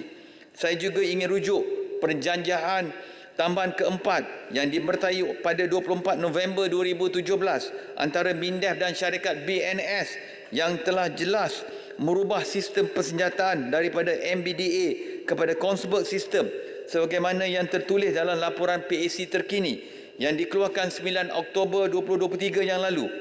Apakah rasional perjanjian terbaru ke-6 yang juga menyentuh perkara yang sama dengan perjanjian tambahan yang keempat dulu yang dipertai pada tahun 2017? Kenapa hanya selepas projek kapal LCS ini gagal dijayakan oleh pihak kontraktor berdasarkan kepada garis waktu termaktub di dalam kontrak, iaitu kapal LCS yang pertama patutnya siap pada bulan April 2019, MINDEF perlu menyemak semula keperluan surface-to-surface missile, decoy launching system dan integrated platform management system pada tahun ini 2023 dalam perjanjian tambahan ke-6, iaitu 4 tahun selepas syarikat gagal memenuhi garis waktu untuk menyiapkan kapal LCS yang pertama. Sekali lagi, saya ingin bertanya, apa perbezaan perjanjian tambahan ke-4 dengan perjanjian tambahan ke-6 yang menyentuh butiran yang sama? Saya sebenarnya khawatir, Tan Sri Yang Bertua, bahawa terma dan syarikat perjanjian tambahan ke-6 antara MINDEF dan syarikat BNS hanya tindakan licik bertujuan untuk mengaburi atau merasionalkan pertukaran tambahan berjumlah 2.1 bilion ke atas projek kapal LCS ini dengan menggunakan alasan perubahan skop sistem persenjataan yang sepatutnya sudah selesai pada 2017 lagi. Saya juga ingin rujuk laporan PAC 2 tahun 2022 yang jelas menyatakan syarikat BNS ini telah menggunakan alasan perluasan skop kerja terhadap perkara yang sama yang melibatkan surface-to-surface missile, decoy launching system dan integrated platform management system sebagai alasan utama kenapa kelewatan projek ini berlaku. Taktik perluasan skop terhadap butiran yang sama akan seperti pisang belah buah berkali-kali. Soalan saya, apakah MINDEF telah mengenakan tindakan LED atau ganti rugi kepada syarikat BNS yang telah gagal memenuhi komitmen menyiapkan kapal LCS kita mengikut tarikh yang ditetapkan? Sekiranya MINDEF tidak mengenakan tindakan penalti LED ini, malah bertindak menyokong peruntukan tambahan berjumlah 2.1 bilion kepada syarikat yang gagal, perkara ini sudah menjadi sesuatu yang di luar tabii dan sangat janggal dalam peranan MINDEF menjaga kepentingan end user TLDM yang telah menjadi mangsa dalam penyelewangan yang begitu dahsyat ini. Soalan lain yang harus kita tanya, apakah rasional dan logik bagi sebuah kapal canggih yang sudah dibuktikan dengan kejayaan pembinaan kapal SS yang menggunakan pakai reka bentuk Govin yang sama dengan kita, iaitu dari pemilik harta intelek syarikat Naval Group Perancis untuk negara UAE dan negara Malsir, di mana kedua-dua negara itu tidak memerlukan sehingga 6 penjanjian tambahan untuk dimeterai bagi menyiapkan kapal-kapal LCS jenis reka bentuk yang sama dan hanya siap dalam masa 3 tahun pembinaan saja dengan kos yang jauh lebih rendah dan lebih murah dari Malaysia. Apakah perjanjian tambahan keempat projek LCS untuk tentera laut Diraja Malaysia yang telah dipertai pada tahun 2017 tidak melihat dengan teliti aspek keperluan surface-to-surface missile, decoy launching system dan integrated platform management system ini? Atau adakah ini hanya tindakan atau strategi untuk sekali lagi mengilurkan kerajaan bagi menguatkan alasan untuk menambah peruntukan kepada syarikat BNS yang sudah gagal berkali-kali dalam memenuhi garis waktu supaya kapal LCS 1 disiapkan seawal April tahun 2019. Saya tidak bermaksud untuk mempersoalkan keterbukaan Yang Berhormat Menteri sewaktu beliau menggulung perbahasan kajian separuh penggal RMK ke-12 berkaitan MINDEF pada bulan lalu. Malah saya bersimpati kepada beliau kerana terpaksa menanggung beban permasalahan kegagalan legasi kecurangan pentadbiran kerajaan yang lalu. Namun saya ingin mengambil kesempatan ini untuk menasihati Yang Berhormat Menteri agar beliau berhati-hati, untuk menasihati Yang Berhormat Menteri agar beliau berhati-hati mendengar cadangan dan syur daripada pihak-pihak yang berkepentingan, terutamanya daripada pihak kontraktor yang jelas terbukti gagal dan tidak menyiapkan kapal LCS ini sejak tahun 2019 lagi. Sudahlah kos peruntukan bertambah sebanyak 2.1 bilion dan kapal kita pula berkurang daripada 6 kepada 5 buah. Syarikat yang sama tetap diberi kepercayaan untuk menyelesaikan masalah yang mereka sendiri cipta. Pertambahan kos peruntukan ini disandarkan ke atas alasan yang tidak rasional dan tidak masuk akal. Inilah sebenarnya strategi syarikat BNS sejak mula lagi supaya kerajaan menambah peruntukan bagi menyelesaikan masalah wang yang sudah tiris berjumlah 1.4 bilion sebagaimana yang dilaporkan oleh laporan audit Tan Sri Amrin Buang dan juga laporan audit forensik syarikat Alliance IFA ke atas pelan perniagaan syarikat BNS yang bersifat sama-sama atau dubious dengan izin yang boleh dibaca di laman web Parlimen. Tindakan mempercayai dan menerima bulat-bulat syur yang diberikan oleh pihak kontraktor iaitu syarikat BNS tak ubah seperti peribahasa tikus membaki labu. Kerajaan sepatutnya lebih prihatin dan cenderung mendengar pandangan TLDM selaku end user untuk menyelesaikan masalah ini kerana kesan buruk kegagalan projek LCS ini telah mengakibatkan kelompongan keupayaan kombatan kepada TLDM yang serius bagi mereka menghadapi cabaran operasi kawalan keselamatan maritime Malaysia. Hakikatnya, skandal kapal LCS ini telah menjejaskan barisan hadapan pertahanan utama Angkatan Tentera Malaysia. Tambahan lagi, kita sedang berdepan dengan cabaran keselamatan di Laut Cina Selatan. Namun malangnya sehingga hari ini kita tidak cakna terhadap keperluan mendesak dan kritikal TLDM untuk membantu mereka melaksanakan tugas dan tanggungjawab mereka. Dan malangnya kerajaan lebih memilih untuk mendengar syur dan cadangan daripada syarikat yang sudah gagal sejak tahun 2019. Lebih buruk lagi, tiada sebarang tindakan diambil ke atas penyelewengan dan salah guna kuasa yang bersifat khianat terhadap upayaan TLDM untuk mempertahankan kedaulatan negara. Okey. Sila Allah Terengganu. Terima kasih Tuan Speaker, terima kasih Tanah Merah sahabat saya. Isu LSS ini atau isu yang telah lama dibincang. Masih belum selesai dan kita telah berasa orang Terengganu kata serabut. Dengar apa yang diceritakan itu, ditambah pula dah gagal, tambah pula 2 bilion, diberi pada sekad yang sama. Ini suatu sikap yang saya rasa tidak cerdik. Dan apa yang dilakukan ini adalah suatu yang tidak sepatutnya dan tidak sewajarnya berlaku kerana ini mempertahankan negara. Ada konsep kompromi dan juga memandang enteng terhadap pertahanan negara. Bersetuju tak bahawa apa yang dibuat itu adalah tidak wajar dan tidak sepatutnya berlaku? Terima kasih Tanah Merah. Saya setuju. Sebab itulah saya kata, kenapa kepada syarikat yang gagal, kita dah tahu gagal, tapi masih kita layan cadangan mereka dan bagi lagi duit lagi tambahan. Memang bagi saya tak masuk akal dan tak logik. Jadi sebab itulah saya ingin bertanya kepada Kementerian Pertahanan, apakah jaminan kerajaan bahawa wang peruntukan tambahan berjumlah 2.1 bilion ini tidak ada satu sen pun akan sampai kepada syarikat Controvers Advanced Dynamics Sdn Bhd CAD dan syarikat Controvers Electrodynamics Sdn Bhd CED, sama ada dalam bentuk bayaran pampasan apa jua bayaran kerja kepada dua syarikat ini di dalam penyelesaian perjanjian antarabangsa supaya mereka menarik diri sepenuhnya daripada terlibat lagi dalam pelaksanaan projek pada masa hadapan, atau adakah apa-apa bentuk keperluan bayaran bagi kerja-kerja mobilisasi dan pembinaan kapal LSS pada masa hadapan kepada kedua-dua syarikat ini kerana CAD dan CED ini memegang hak kontrak dengan vendor-vendor atau pembengkal syarikat antarabangsa untuk menyiapkan kapal LCS negara kita. Suka saya ingatkan kepada semua rakyat Malaysia bahawa lembaga hitam rakus bernama CAD dan CED adalah syarikat yang dicipta oleh syarikat Boston Naval Shipyard sendiri dan bukan orang lain, dan selama ini mereka hanya bertindak sebagai orang tengah semata-mata tanpa kepakaran yang jelas dalam bidang kejuruteraan pembinaan kapal.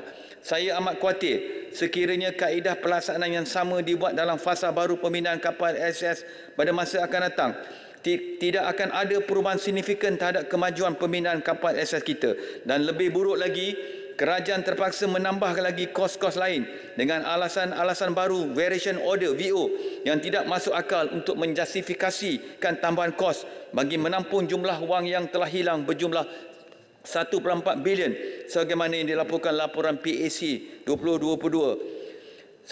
Kita juga ingin jaminan. Sikit. Okey.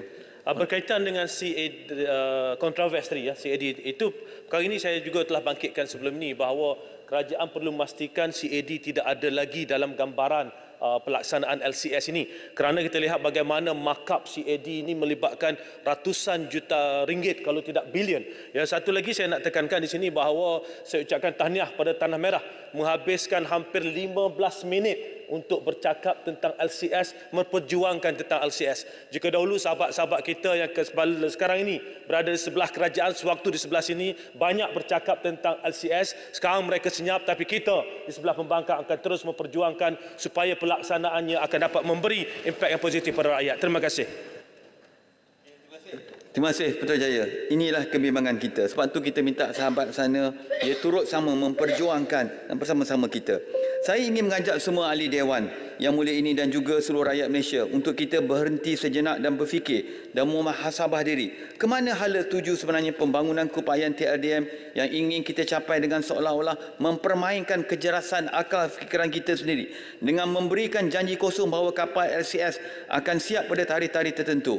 Tiang Gold sudah banyak kali beralih berkaitan hal ini. Mula-mula kata akan siap pada April 2019, kemudian berubah kepada 2024, kemudian ubah lagi 2026, dan terbaru dalam laporan PAC terkini yang dikeluarkan pada minggu lalu menyatakan kapal LCS kita hanya akan siap pada tahun 2029 pula. Kita perlu hentikan tindakan main-main ini dan tidak harus mengambil mudah terhadap permasalahan kapal LCS yang berlaku. Sudahlah, mereka yang terlibat dalam skandal ini masih belum dibicarakan sekarang peruntukan tambahan diluluskan kepada syarikat yang sama yang terbukti gagal dalam menjayakan program ini dengan jumlah peruntukan tambahan yang begitu banyak. Bukankah ini tindakan seperti duri dalam daging yang secara tidak langsung mensabotaj keupayaan TLDM menjaga kedaulatan negara? Sebab itulah seperti Putrajaya kata, saya menyuruh rakan-rakan di sebelah sana untuk sama-sama memperjuang, ya, memastikan mereka yang bertanggungjawab menyeleweng wang projek kapal LSS ini untuk dibawa ke muka pengadilan. Di manakah prinsip kita pada hari ini? Ke manakah hala tuju negara yang ingin kita bawa untuk kita menutup sebelah mata terhadap kecurangan ini? Saya silakan. Terima kasih. Minta maaf sekali lagi. Ya, betul. Berkaitan dengan isu penyiapan LSS ini daripada 2019 sehingga 2026. Apa kebimbangan saya dan setuju Tanah Merah bahawa siap saja LCS ini benda itu dah tak boleh dipakai ataupun dah tidak autentik dengan keadaan semasa, dah obsolete. Apa pandangan Tanah Merah? Saya setuju. Sebenarnya banyak kapal ni kalau kita pergi tengok kapal ni, dia tak letak atas laut, dia letak kat tepi. Dan bila tepi ni, bila dah lama ni, dia akan berlaku macam-macam kerosakan. Karat, corrosion, kemudian begitu juga dengan wire yang begitu panjang, berkilo-kilo, berjauhnya. Dan wire ni saya dah makitkan, walaupun bunyi macam kelakar, saya kata wire ni terdedah dengan apa? Kerosakan, makan kena gigit dengan tikus. Ya, ia akan menyebabkan kos akan bertambah-tambah lagi. Sebab itulah akhir sekali Tan Sri saya nak landing dah, ya. Sewaktu saya menjadi Timbalan Menteri Pertahanan yang lalu pada penggal lepas, saya telah menjawab satu soalan lisan di dalam Dewan Yang Mulia ini pada Oktober tahun lalu yang menyatakan bahawa kertas siasatan mengenai perkara ini sudah hampir siap. Kini dah setahun dah, ya. Apakah status siasatan berkenaan hal ini? Sepatutnya tindakan sudah diambil untuk mendakwa mereka yang terlibat dan bukan hanya melaporkan perkara ini masih lagi dalam siasatan. Apakah ada perkara, ya? Apakah ada perkara yang cuba disorokkan oleh kerajaan yang memerintah berkenaan isu LCS ini? Walaupun skandal projek LCS ini sudah menjadi isu penyelewengan terbesar dan terburuk dalam sejarah negara kita cintai ini. Jadi oleh kerana okey, Tan Sri, saya dah sikit je ni poin kedua, saya nak move. MITI, saya nak sentuh tentang MITI. YB dah 15 minit lebih pasal LCS tadi ni. Itulah, memang sebab itu skandal lah. Ya? Baiklah Tan Sri, kalau Tan Sri tak izinkan, saya berhentilah. Baik, terima kasih. Terima kasih Tan Sri. Baik, saya jemput Lubuk Antu. Terima kasih Tan Sri Ini Ketua kerana memberi ruang untuk Lubuk Antu turut serta dalam bahasan peringkat dasar ke atas Belanjawan 2024 yang dibentangkan dalam Dewan Rakyat pada 13 Oktober yang lalu. Terlebih dahulu, tahniah diucapkan kepada Yang Amat Berhormat Perdana Menteri dan Kerajaan Perpaduan pada hari ini di atas pembentangan Belanjawan Madani yang kedua semenjak mengambil alih teraju pentadbiran negara. Semoga dengan peruntukan sebanyak RM393.8 bilion di mana sebanyak 90 bilion dikhususkan untuk tujuan pembangunan, Belanjawan 2024 kali ini dapat menjadi pemangkin kepada usaha untuk meneruskan agenda pembangunan negara dan mensejahterakan rakyat Malaysia amnya. Besarlah harapan saya agar 5.8 bilion yang diperuntukkan untuk tujuan pembangunan bagi tahun 2024 di Sarawak dapat disalurkan dan dimanfaatkan kepada rakyatnya kerana terutama penduduk di kawasan luar bandar dalam bentuk infrastruktur asas seperti pembinaan jalan, penyambungan bekalan air dan elektrik, pembinaan hospital dan sekolah serta pelbagai lagi kemudahan asas yang lain ke arah mengurang jurang pendapatan dan meningkatkan kualiti hidup. Tan Sri Yang Dipertua, saya mendengar dengan teliti pembentangan Belanjawan 2024 oleh Yang Amat Berhormat Perdana Menteri dan jelas terdapat kesungguhan dan komitmen kerajaan pusat dalam mengembalikan hak Sabah dan Sarawak sebagai rakan kongsi dalam pembentukan negara Malaysia seperti mana yang telah termaktub di dalam Perjanjian Malaysia 1963. Antara berkenaan dengan pelantikan wakil yang dinamakan oleh Premier Sarawak ke dalam lembaga hasil dalam negeri dan juga pemberian khas interim sebanyak 300 juta di bawah perkara 112 di Perlembagaan Persekutuan. Saya yakin dan percaya usaha ke arah memaknai dan menghormati semangat Perjanjian Asal 1963, Perjanjian Malaysia 1963 ini akan dapat dijayakan dan adanya keterbukaan dan kerjasama berterusan di antara Kerajaan Pusat dan Kerajaan Sarawak. Tan Sri Yang Dipertua, menyentuh mengenai hak Sarawak di bawah Perjanjian Malaysia 1963. Di sini saya ingin membangkitkan mengenai kuasa dan hak Tuan Yang Terutama Yang di-Pertuan Negeri Sarawak dalam pelantikan Pesuruhjaya Kehakiman Mahkamah Tinggi Sabah dan Sarawak Judicial Commissioner seperti mana yang digariskan di dalam dokumen IGC Report 1962 sewaktu pembentukan Malaysia. Jelas dinyatakan di dalam IGC Report 1962 di bawah perkara 26/15A berkaitan dengan judiciary dengan izin. There should be two methods of appointment of Judicial Commissioner. One, by Yang di-Pertuan Agong on the advice of the Chief Justice of Malaysia, and second, by the Head of State of Borneo or Sarawak on the advice of Chief Justice of High Court. Manakala di bawah perkara 112 AB Perlembagaan Persekutuan pada ketika ini dinyatakan dengan izin for the dispatch of business of the High Court in Malaya and the High Court of Sabah Sarawak, Yang di-Pertuan Agong acting on the advice of the Prime Minister after consulting Chief Justice of the Federal Court may be ordered appoint the Judicial Commissioner for such period or such purposes as may be specified in order, and any person qualified or appointment as judge of the High Court. Amat jelas bahawa dokumen IGC Report 1962 dan Perlembagaan Persekutuan tidak seiring dalam soal kuasa TYT dalam pelantikan Pesuruhjaya. Untuk makluman Tan Sri yang di-Pertua, dari segi sejarahnya, Sarawak telah mempunyai sistem kehakiman dan mahkamah tersendiri yang telah ditubuh sejak zaman pemerintahan Brooke pada tahun 1984 di Kuching dan diteruskan sehingga pemerintahan British, di mana kuasa pelantikan Pesuruhjaya Kehakiman adalah menjadi hak kepada Governor Sarawak. Akan tetapi setelah pembentukan Malaysia pada 1963, Mahkamah Tinggi Borneo menjadi sebahagian daripada Mahkamah Tinggi Malaysia setaraf dengan Mahkamah Tinggi Malaya.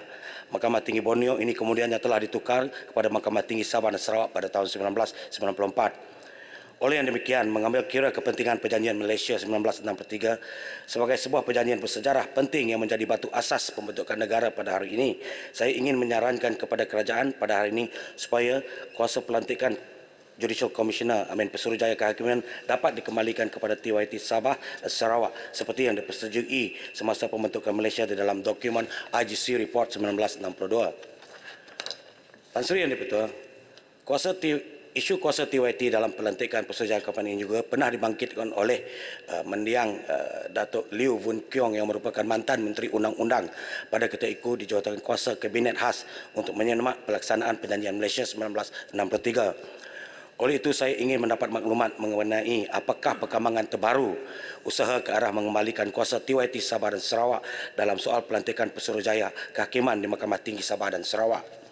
Saya juga ingin mencadangkan supaya Kerajaan Perpaduan dapat melihat kepada keperluan untuk meminda Perlembagaan Persekutuan berkenaan dengan pelantikan Pesuruhjaya Kehakiman bagi mengembalikan kuasa tersebut kepada TYT Sarawak dan Sabah selaras dengan matlamat dan hasrat kerajaan untuk mempercepat dan mempercekap dan memperkasakan fungsi Badan Kehakiman dan mengembalikan hak Sabah dan Sarawak dengan berlandaskan semangat asal Perjanjian Malaysia 63 dan IGC Report itu sendiri. Tan Sri yang di-Pertua, selaras dengan pemindahan kota Indonesia ke Nusantara, Kalimantan sudah tiba masanya untuk kerajaan Malaysia menumpukan usaha yang lebih intensif bagi membangun wilayah Sabah dan Sarawak secara menyeluruh, terutamanya dari segi infrastruktur dan jaringan pengangkutan. Di bawah belanjawan 2024, sejumlah 2.15 bilion diperuntukkan untuk pelbagai projek pembangunan rel dan kereta api di Malaysia yang rata-ratanya tertumpu di Semenanjung Malaysia. Alangkah eloknya sekira kerajaan pusat juga dapat melihat kepada pembangunan sebuah jaringan kereta api di Sarawak dan Sabah sebagai pelaburan jangka masa panjang yang bakal memberi pulangan yang amat besar kepada negara. Ini kerana pada masa ini Kementerian Perhubungan Republik Indonesia sedang giat melaksanakan pembinaan secara berfasa laluan kereta api sepanjang 2,428 km bagi menghubungkan bandar-bandar dan kawasan pelabuhan utama di sekitar wilayah Kalimantan. Melihat kepada perkembangan tersebut, Yang Amat Berhormat Premier Sarawak dan ahli-ahli GPS yang lain juga pernah menyuarakan pembinaan jaringan kereta api Borneo dengan izin, Trans Borneo Railway dengan izin kerana ia boleh menjadi pemangkin ekonomi di Sabah Sarawak, malah akan merancangkan pembangunan di wilayah Borneo. Trans Borneo Railway merupakan jaringan rel yang berpotensi memacukan pertumbuhan ekonomi Sarawak dan Sabah dan juga bakal menjadi tunjang pengangkutan barangan dan penumpang di Borneo sekaligus mewujudkan consolidation hub selain menghubungkan bandar-bandar utama seperti mana yang telah dinyatakan oleh rakan saya Puncak Borneo semalam. Saya difahamkan bahawa masa ini Kementerian Pengangkutan sedang melaksanakan kajian kebolehlaksanaan laluan kereta api Trans Borneo serta impaknya kepada pembangunan sosioekonomi masyarakat setempat.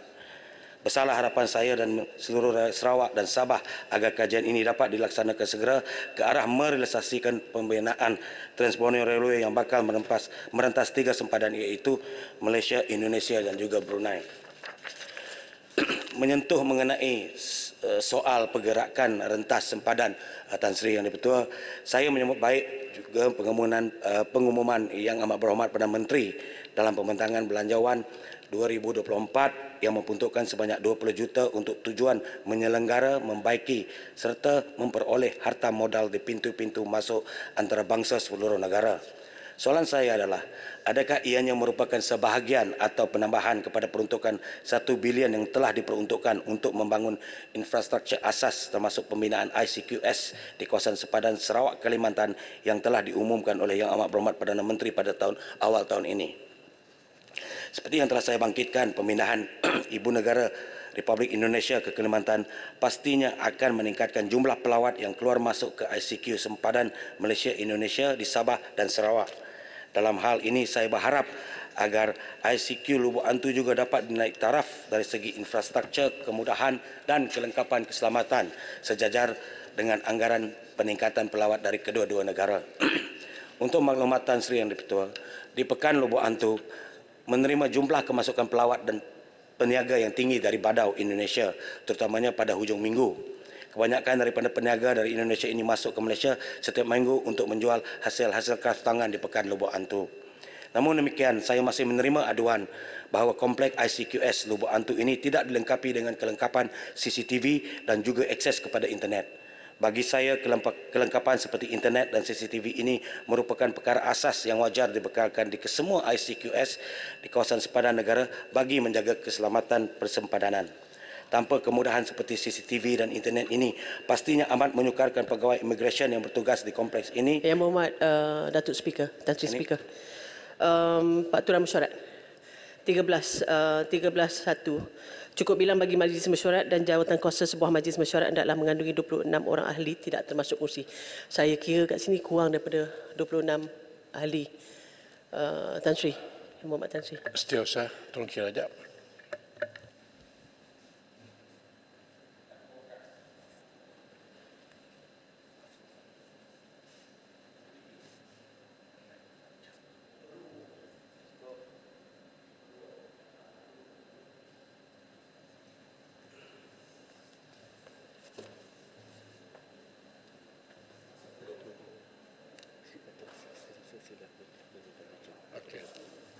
Saya punya time tu tak stop tadi, Tan Sri. Ya, kita short. Setiausaha, sebelum menyiapkan loceng. Terima kasih.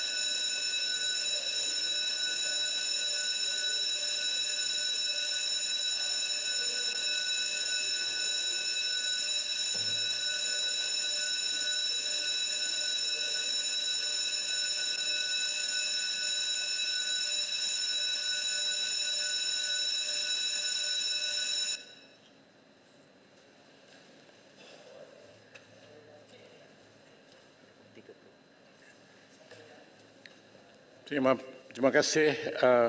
Bantu teruskan.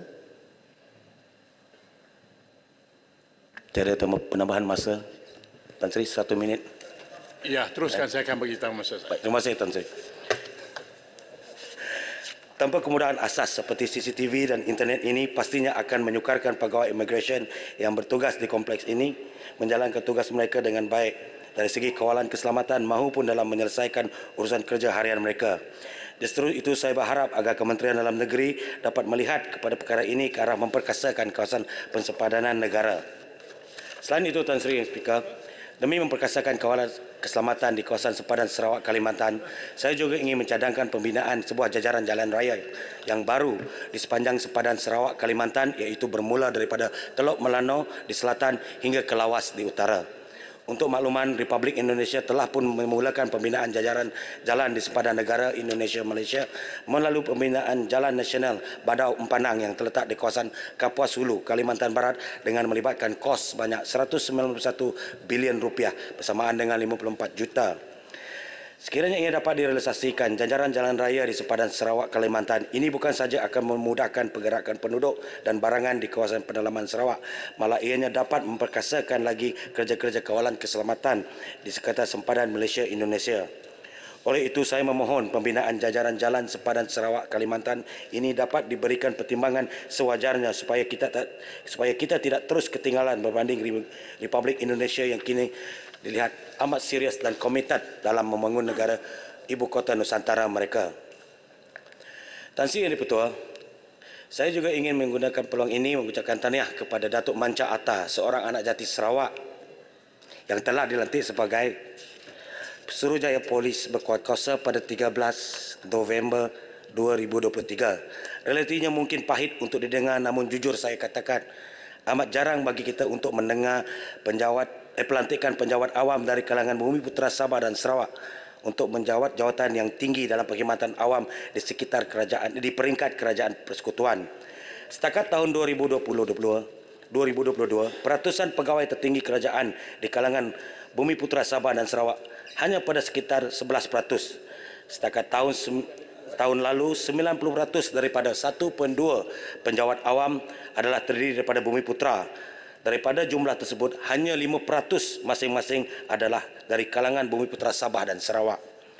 Jelas wujudnya ketidakseimbangan dalam komposisi Bumiputra Sabah dan Sarawak dalam perkhidmatan awam.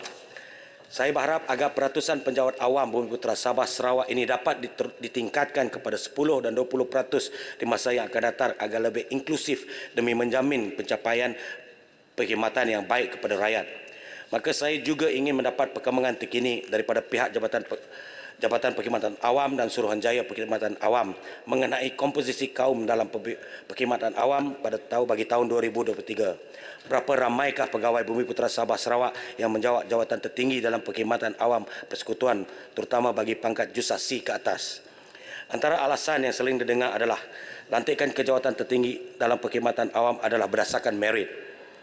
Saya ingin bertanya kepada GPA dan SPA, dari manakah ketelusan merit dinilai dan adakah ianya dari segi kekuatan kenegerian, pencapaian seseorang atau faktor lain?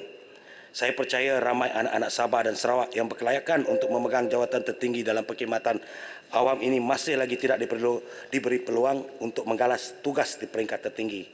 Saya juga terkilan mendengar isu yang dibangkitkan oleh sahabat saya YB Igan mengenai masalah kekurangan guru di Sarawak seperti tiada jalan penyelesaian. Justru itu saya berharap agar lebih ramai anak-anak Sabah Sarawak terutama graduan yang sedang mencari pekerjaan dapat dilantik sebagai guru untuk berkhidmat di negeri mereka. Oleh yang demikian, saya berharap agar Kerajaan Perpaduan pada ini dapat melihat kepada keperluan ini untuk menilai semula pelantikan perkhidmatan awam di peringkat persekutuan agar ianya tidak terlalu mengutamakan atau menyisihkan kaum atau negeri tertentu. Tan Sri yang Dipertua, sekian saja ucapan saya untuk pada peringkat dasar kali ini. Hujahan saya yang lebih spesifik akan saya utarakan pada peringkat yang jawatan kuasa kelak. Oleh itu, sekian terima kasih Tan Sri yang Dipertua, saya mohon menyokong. Terima kasih Bantu. Saya jemput Putrajaya. Terima kasih Tan Sri yang Dipertua. Assalamualaikum warahmatullahi wabarakatuh dan salam sejahtera. Hari ini kita kian hampir ke penghujung tahun 2023. Melihat situasi ekonomi global, geopolitik semasa dan krisis bekalan makanan dunia, tahun 2024 tentunya akan menjadi tahun yang jauh lebih mencabar dan penuh dengan ketidaktentuan. Apatah lagi, hari ini kita mencatatkan sejarah apabila nilai ringgit jatuh ke paras terendah sejak 25 tahun yang lalu.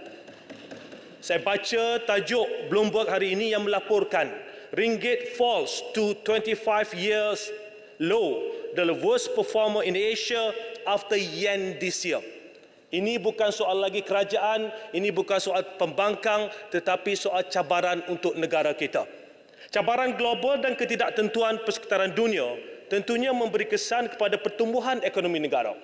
IMF dan Bank Dunia menjangka pertumbuhan ekonomi Malaysia berada pada kadar 4.3% bagi tahun 2024. Sementara itu, kerajaan menjangka ekonomi akan bertumbuh sekitar 4% hingga 5%. Tetapi saya quote, kerajaan yakin untuk mencapai pertumbuhan menghampiri 5%.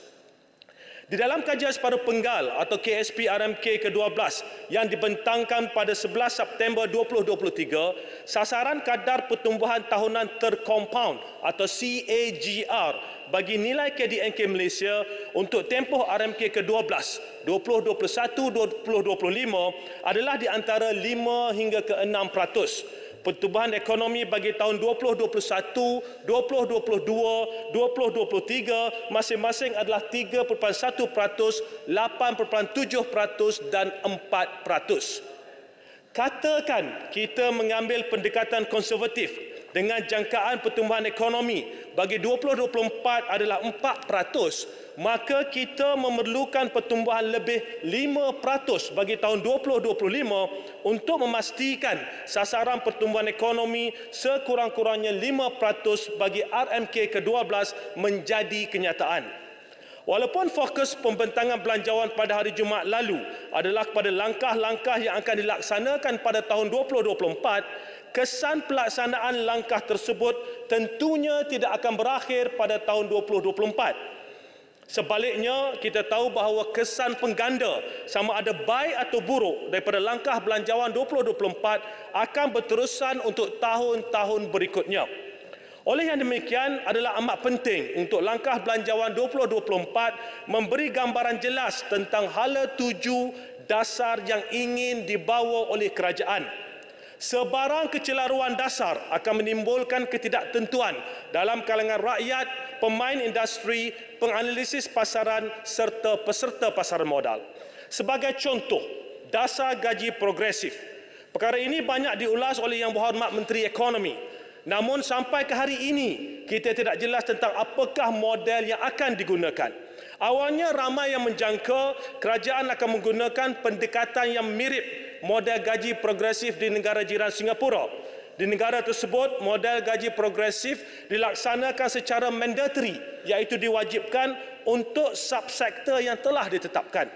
Namun pada 7 Ogos 2023, kerajaan menyatakan bahawa dasar gaji progresif yang akan dilaksanakan adalah bersifat sukarela, berteraskan insentif dan terkait dengan produktiviti. Penjelasan ini adalah mirip kepada Productivity Linked Wage System atau PLWS atau sistem gaji terkait dengan produktiviti yang sememangnya telah ada dan telah lama dilaksanakan secara sukarela.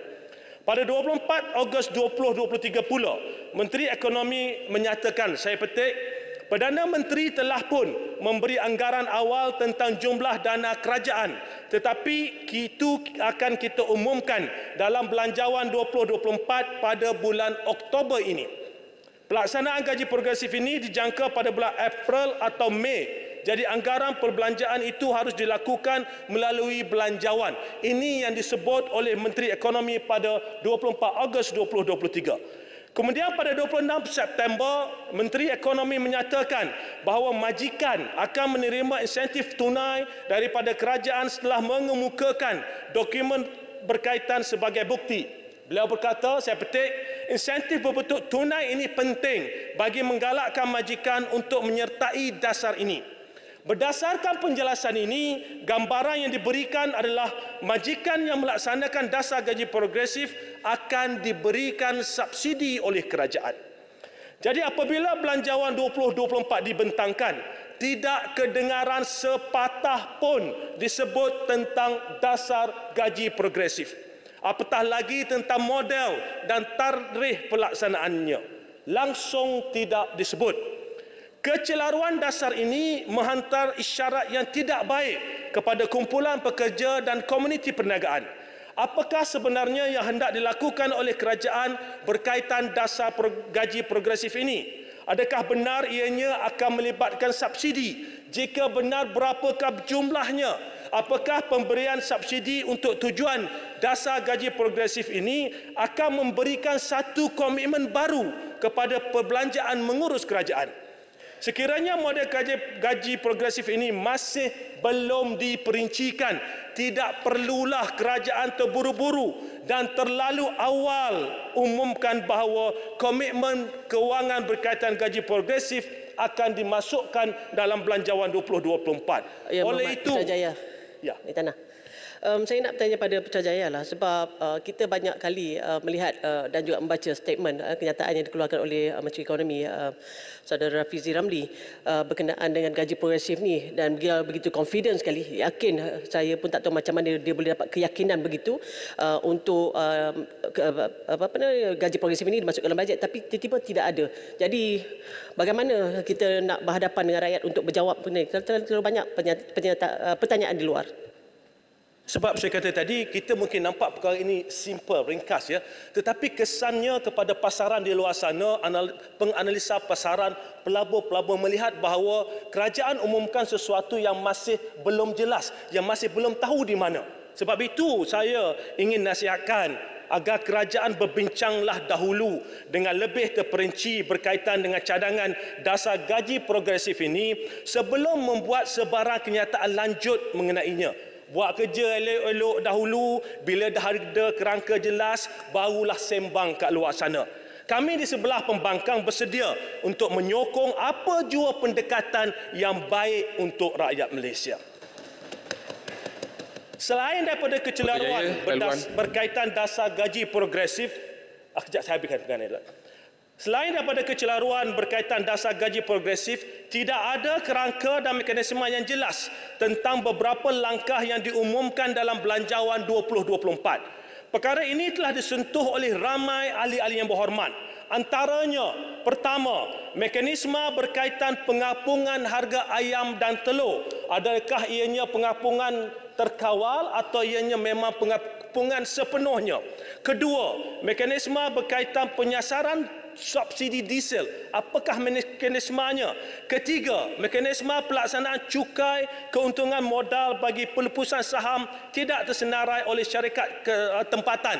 Dan keempat, mekanisme pelaksanaan cukai barangan bernilai tinggi. Adalah penting untuk kerajaan memberi penjelasan berkaitan perkara ini supaya semua pihak yang terlibat mendapat gambaran yang jelas dan menyeluruh, termasuk rakyat yang pastinya menerima kesan langsung akibat pelaksanaan langkah-langkah ini. Tuan Yang di-Pertua, dalam persaingan ekonomi global, setiap negara mencari pendekatan baru yang dapat memberikan impak positif paling optimum serta mampu meletakkan negara mereka jauh ke hadapan berbanding dengan negara lain. Apatah lagi apabila pandemik COVID-19 telah sedikit sebanyak mewujudkan padang persaingan yang hampir sama rata untuk sesetengah negara dalam sektor tertentu kerana sektor tersebut telah seolah-olah di-reset semula dengan izin. Ya. Terima kasih. Ya, betul. Terima kasih Putrajaya. Apa yang ingin saya tanya, bersetuju tidak Putrajaya berkaitan dengan currency yang disebutkan pada mula-mula ucapan tadi, bahawa hari ini 4.76 yang terburuk dalam sejarah, dan kita dikatakan negara Asia yang kedua terburuk kejatuhan ringgit berbanding dolar berbanding yang pertama Jepun. Persoalan saya ada dengar ceramah dan ucapan daripada Tambun suatu ketika dulu mengatakan bahawa kegagalan menjaga currency ini adalah kegagalan pimpinan ketika itu, yang padahal ketika itu tak jatuh seteruk ini. Apa pandangan Yang Berhormat Putrajaya? Terima kasih Hulu Terengganu. Ya, apabila kita bercakap tentang mata wang ini, tentunya kita tahu banyak faktor yang mempengaruhinya, dan pada waktu itu dikatakan kepimpinan pada waktu itu yang menjadi punca. Tapi kalaulah kita pakai teori yang sama pada hari ini, dan itulah jawapan yang tentunya jelas bagi Yang Berhormat Hulu Terengganu. Namun begitu, yang saya nak sentuh di sini merupakan satu komponen penting yang boleh dikaitkan juga dengan pengukuhan nilai ringgit. Apabila saya sebut bahawa COVID menyebabkan sektor-sektor tertentu diriset semula, antara sektor yang boleh dikatakan telah diriset semula akibat pandemik COVID-19 adalah sektor pelancongan. Setiap negara berlumba-lumba bukan sahaja untuk mendapatkan jumlah kehadiran pelancong yang lebih tinggi, tetapi juga memastikan pelancong tersebut berbelanja. Bagi Malaysia, di dalam Belanjawan 2024 dinyatakan bahawa, saya petik, Malaysia juga kekal sebagai destinasi tumpuan pelancong. Setakat Ogos 2023 menyaksikan ketibaan pelancong asing hampir 13 juta pelancong, iaitu lebih 3 kali ganda ketimbang tahun lalu. Itu saya petik daripada ucapan Belanjawan.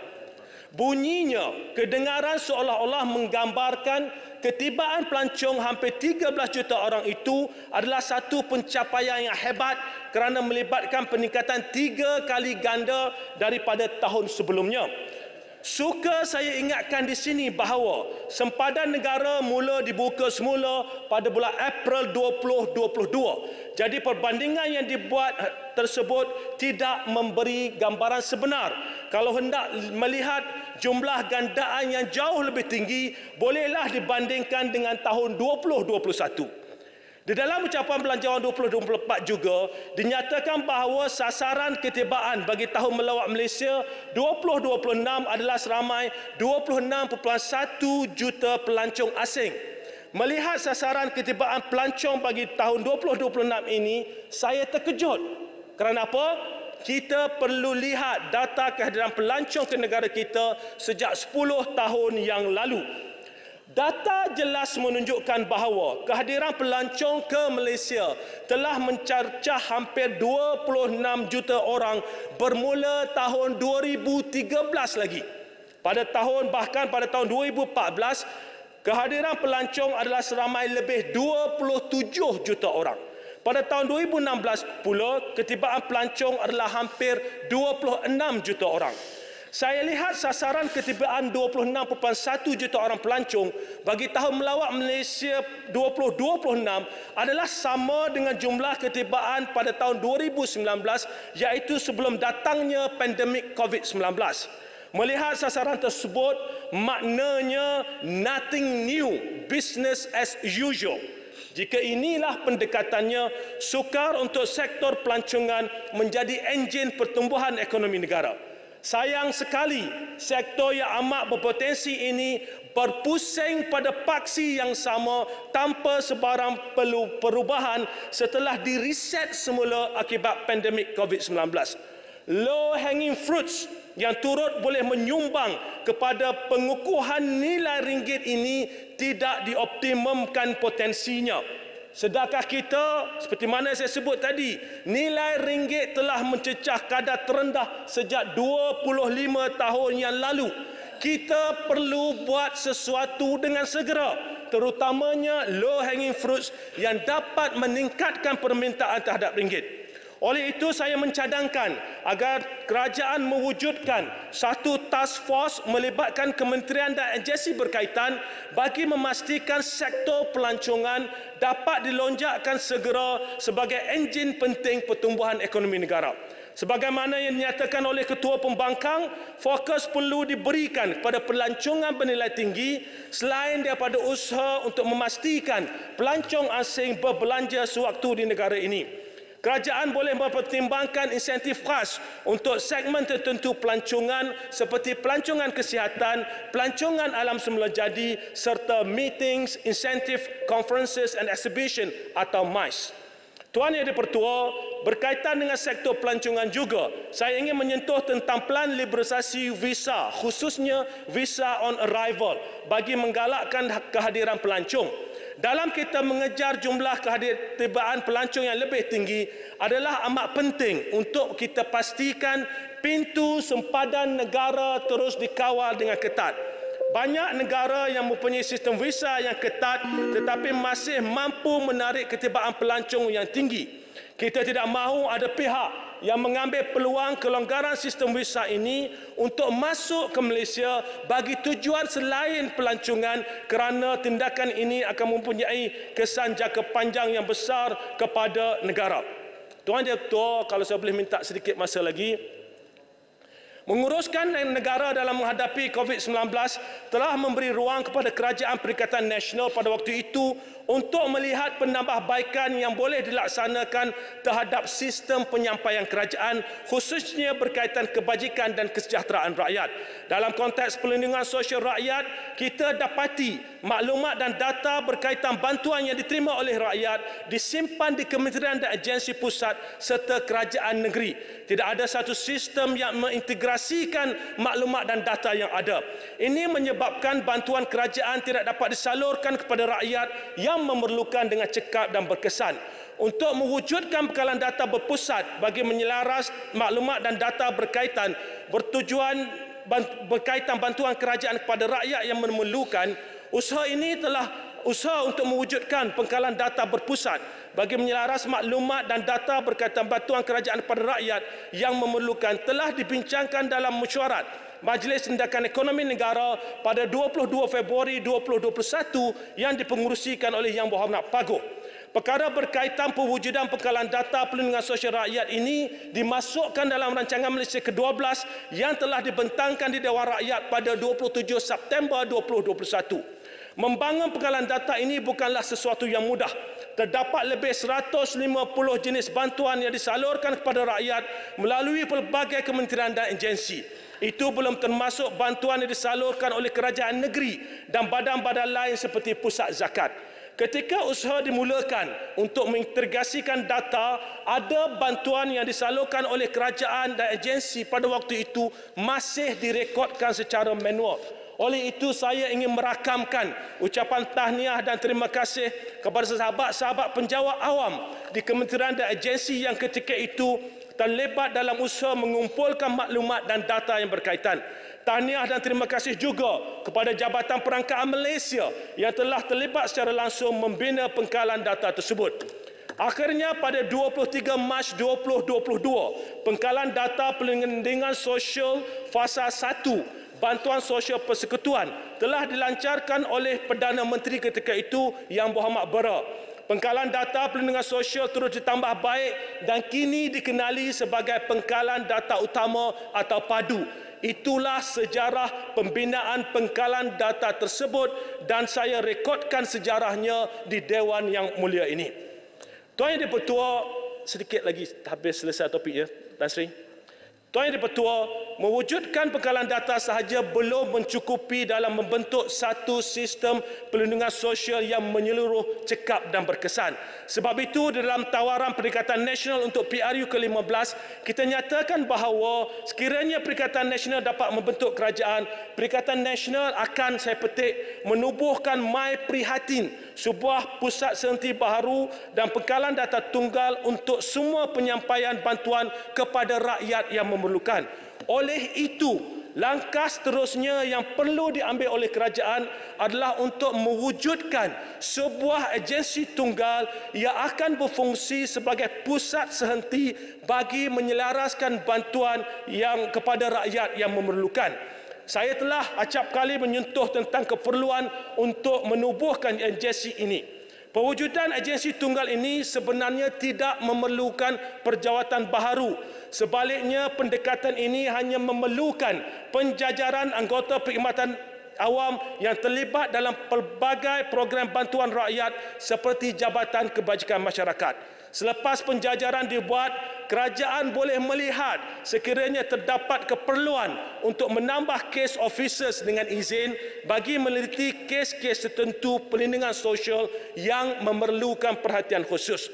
Dalam hal ini, model Centrelink di Australia boleh dijadikan rujukan.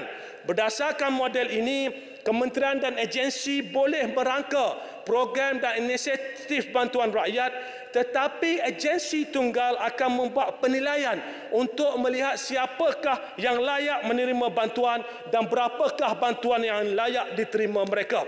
Penilaian dibuat berpandukan maklumat di dalam pengkalan data bagi memastikan tiada pertindahan bantuan dan tidak ada seorang pun yang layak tertinggal daripada menerima bantuan.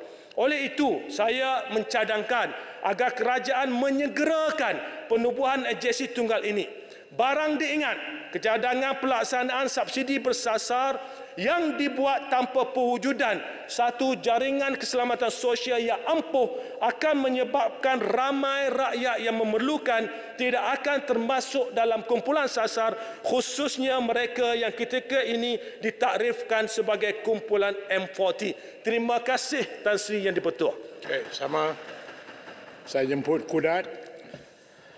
Bismillahirrahmanirrahim. Assalamualaikum dan salam Malaysia Madani.